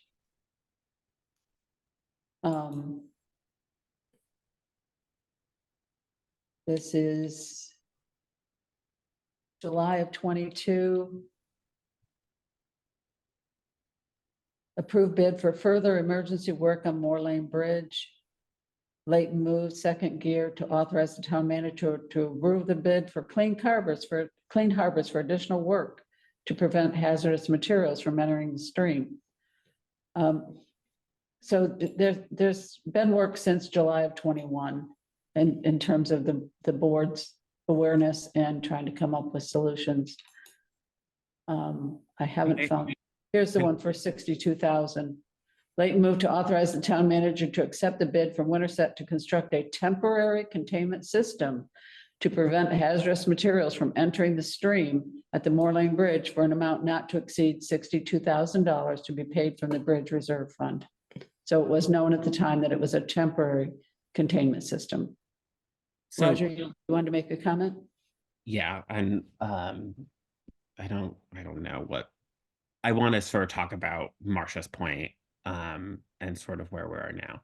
So what are the questions that we're asking these vendors to do? It would be is like what I'm curious about and learning more about it in 2 weeks when this is actually we can get an update from you. So are we asking these vendors to modify or improve the existing containment system and to provide remediation, or are we asking them to use their expertise, assuming, you know, they're the qualified vendors with this expertise, to find different solutions to a different set of questions?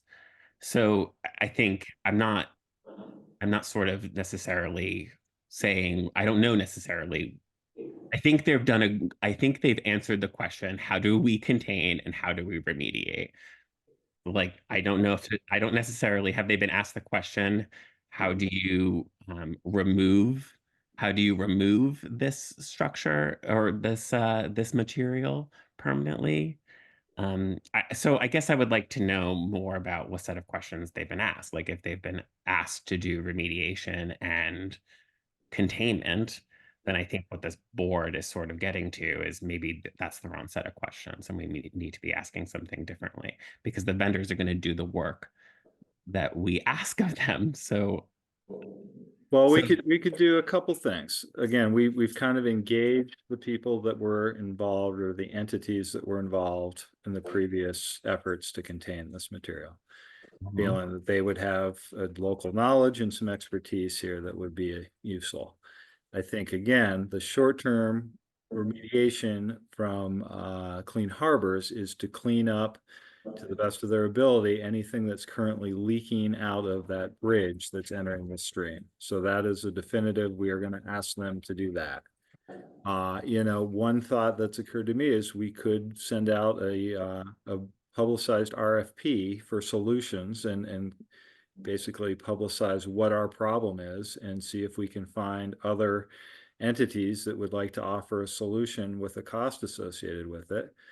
You know, we could also, if the board is at the point right now of saying we're not going to solve this problem long term without removing the structure that's leaking this contaminant, we could figure that, you know, if that's the position that we want to take, and I don't know that we're ready to take it right now, but I think that would be something where we would ask for quotes to remove the bridge structure, at least the pieces of it that are leaking the contaminant.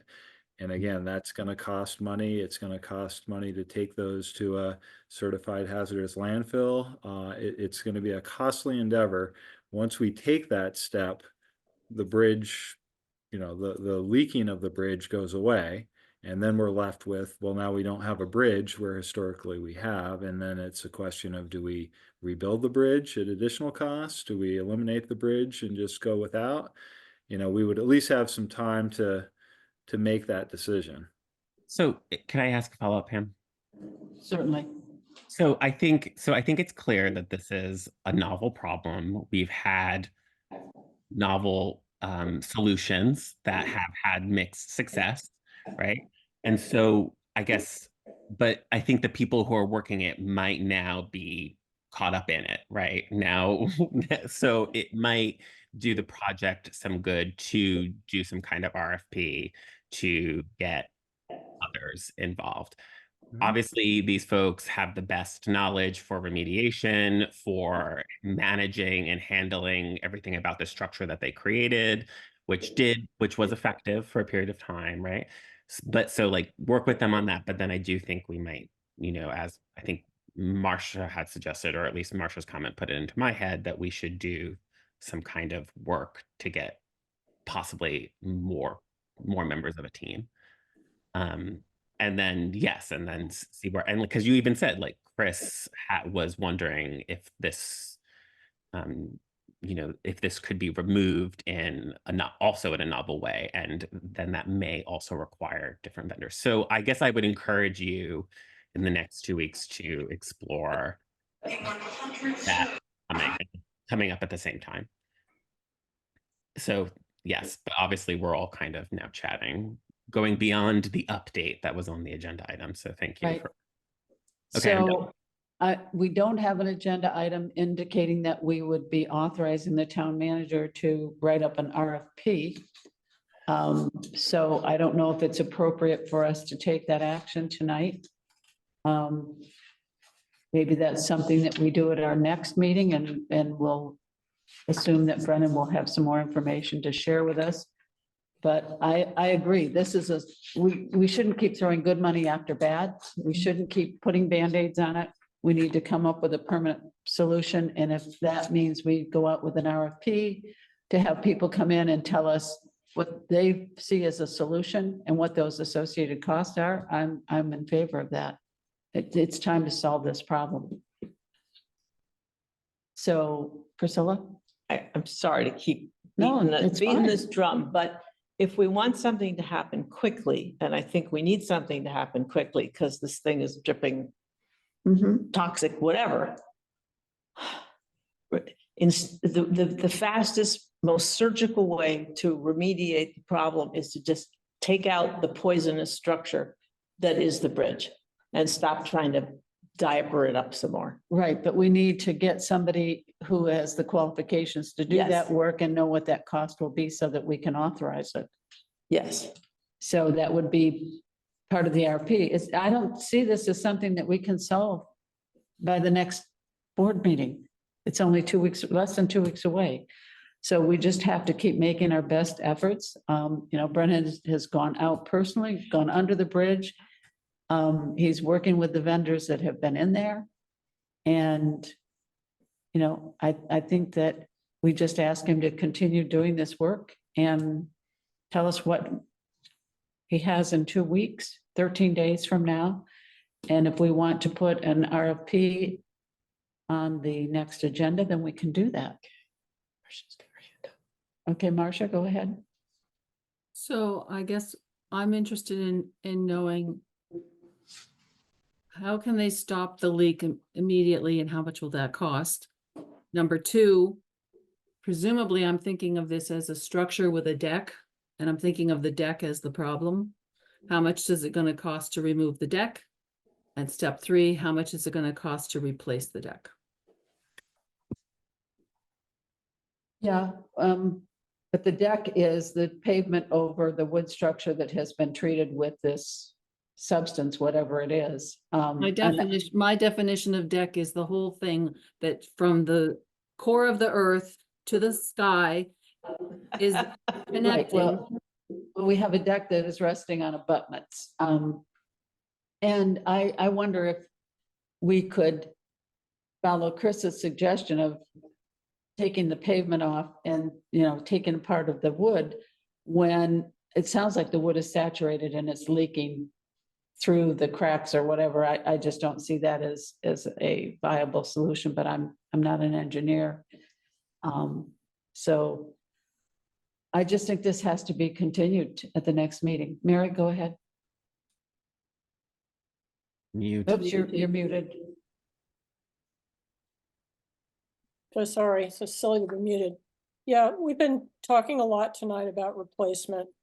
You know, the not having the fall in the brook is essential, but I think this is the first meeting where we've really all started to talk about, let's have a comprehensive solution, and it will, you know, it will be expensive and probably time consuming, but I think that's the path we're on.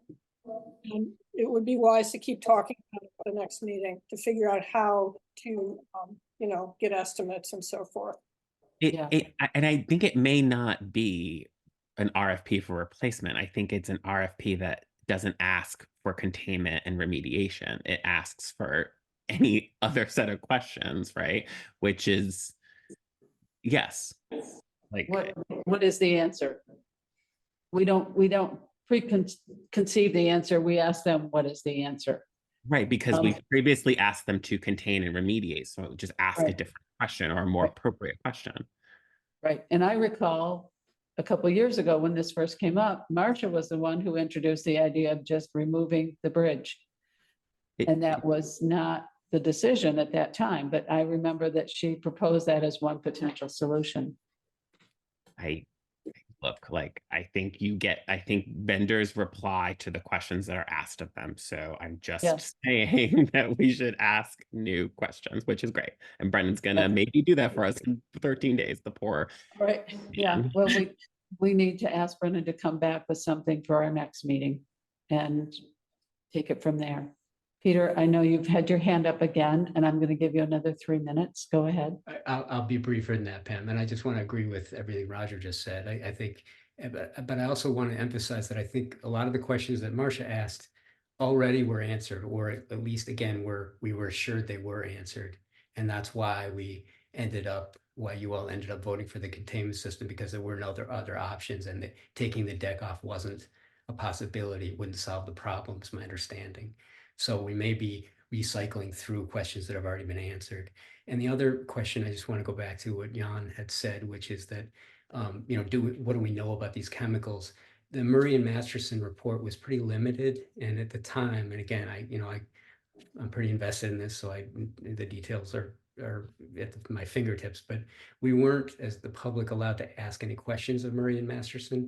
So I took it to the Vermont State Department of Health, and they looked at that report and assessed that they were hazardous chemicals, hazardous to human health. And they requested that the town put up a sign, which is, they put up 2 signs. One sign got taken down, I think, by a neighbor or somebody, the DPW, I'm not sure, but there's still an existing sign on one side of the bridge, which notifies people that there's hazardous materials. So, but the nature of those materials and their effect on human health is not entirely clear, because of the Masterson report was pretty limited, and we weren't, again, allowed to ask any follow-up reports. And my final point is I guess the real question is, do we want, if we are able to contain it at this point, is that what we want to do?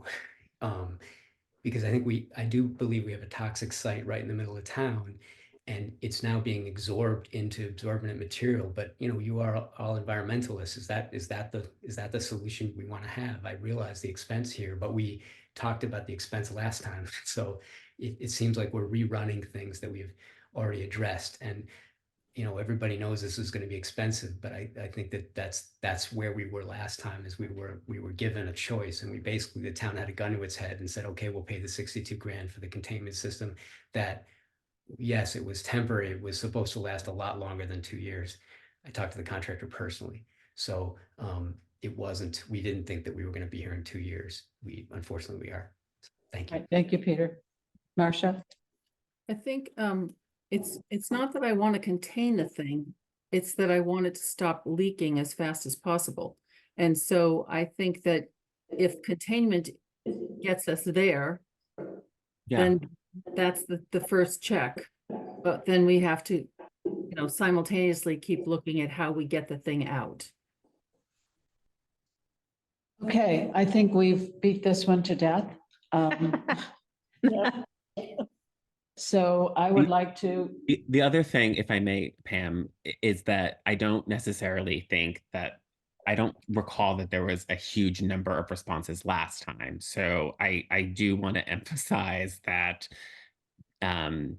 with unclear advice and support from the state, let me just say it's unclear, that the town is working with, is inherently deficient in, and I think everyone is really doing the best they can, because you don't get a half a dozen responses to these things. right, You get the people who we used. I found a posting July 26th of 2022 on something that's called the Construction Journal posting, talking about seeking competitive bids for this project. So I mean, there are places out there where RFPs can be posted and we can seek bids. And hopefully, if we go that route, we will get some responses and some creative solutions that don't cost millions of dollars. But we do need to get this resolved and as quickly as possible. So having said that, I would like to move on to the next item. And it is number 17, ratification of the CBA edition of the Juneteenth holiday. We were provided a motion by the town council, which Miranda forwarded to me, and that is the motion that you see tonight on your motion sheet. And that is all of the information that I have. I don't know if Brennan has anything to add to that. No, I think what we're asking is just, again, because the legislative body needs to ratify something that's going to change the CBA, we are putting this to the board. Okay, it says we have a tentative agreement with the union, so it's just a matter of us ratifying it here tonight, and then they will accept this, and then the CBA employees will also be included in that holiday, correct? Correct. Okay. All right, It's effective immediately. Do folks have Monday, I think, off? Wednesday. it's Wednesday this year. So yes, it's effective immediately, right? Okay. Any other questions or comments? Okay, would someone like to make a motion? I move to approve and ratify the Juneteenth paid holiday extending to members of the NEPBA bargaining unit per tentative agreement reached between the union and the town. Is there a second? I'll second. Thank you. Any other comments or questions? Okay, Priscilla, how do you vote? Yes. Mary, Yes. Roger, Yes. Marcia, Yes. and I am a no. I'm going to be consistent with my vote on this holiday when it came up the first time. So it's 4 yes and 1 no. Motion passes. Okay. So before we have a motion to adjourn, I just want to quickly summarize some of the things that we need to cover at the next meeting. I want to come with a warning for the special election and the informational hearing. We need to talk about the open meeting law legislation and how that will fit into our handbook. We have committee appointments coming, and hopefully we'll have something more on Moreland Bridge and possibly authorizing an RFP. And I'm hoping that maybe the review of the personnel policies will be done and those will come back to us. And on our sheet here, I also mentioned some other updates that Brennan said he hopefully will have for us on Tracy Hall, hydrant rental, and maybe the legal opinion on subcommittees that has been sought. So we have a big agenda coming up in 2 weeks. Okay, well, it's 9 p.m. and I would entertain a motion to adjourn if there's no further business. I move to adjourn the meeting at 9 p.m. Thank you. Is there a Second. second? Thank Thank you, Marcia. All right. Priscilla, how do you vote? Oh, yes. Mary? Yes, Roger? Yes. Marcia? Yes. And I'm a yes. We are adjourned at 9 PM.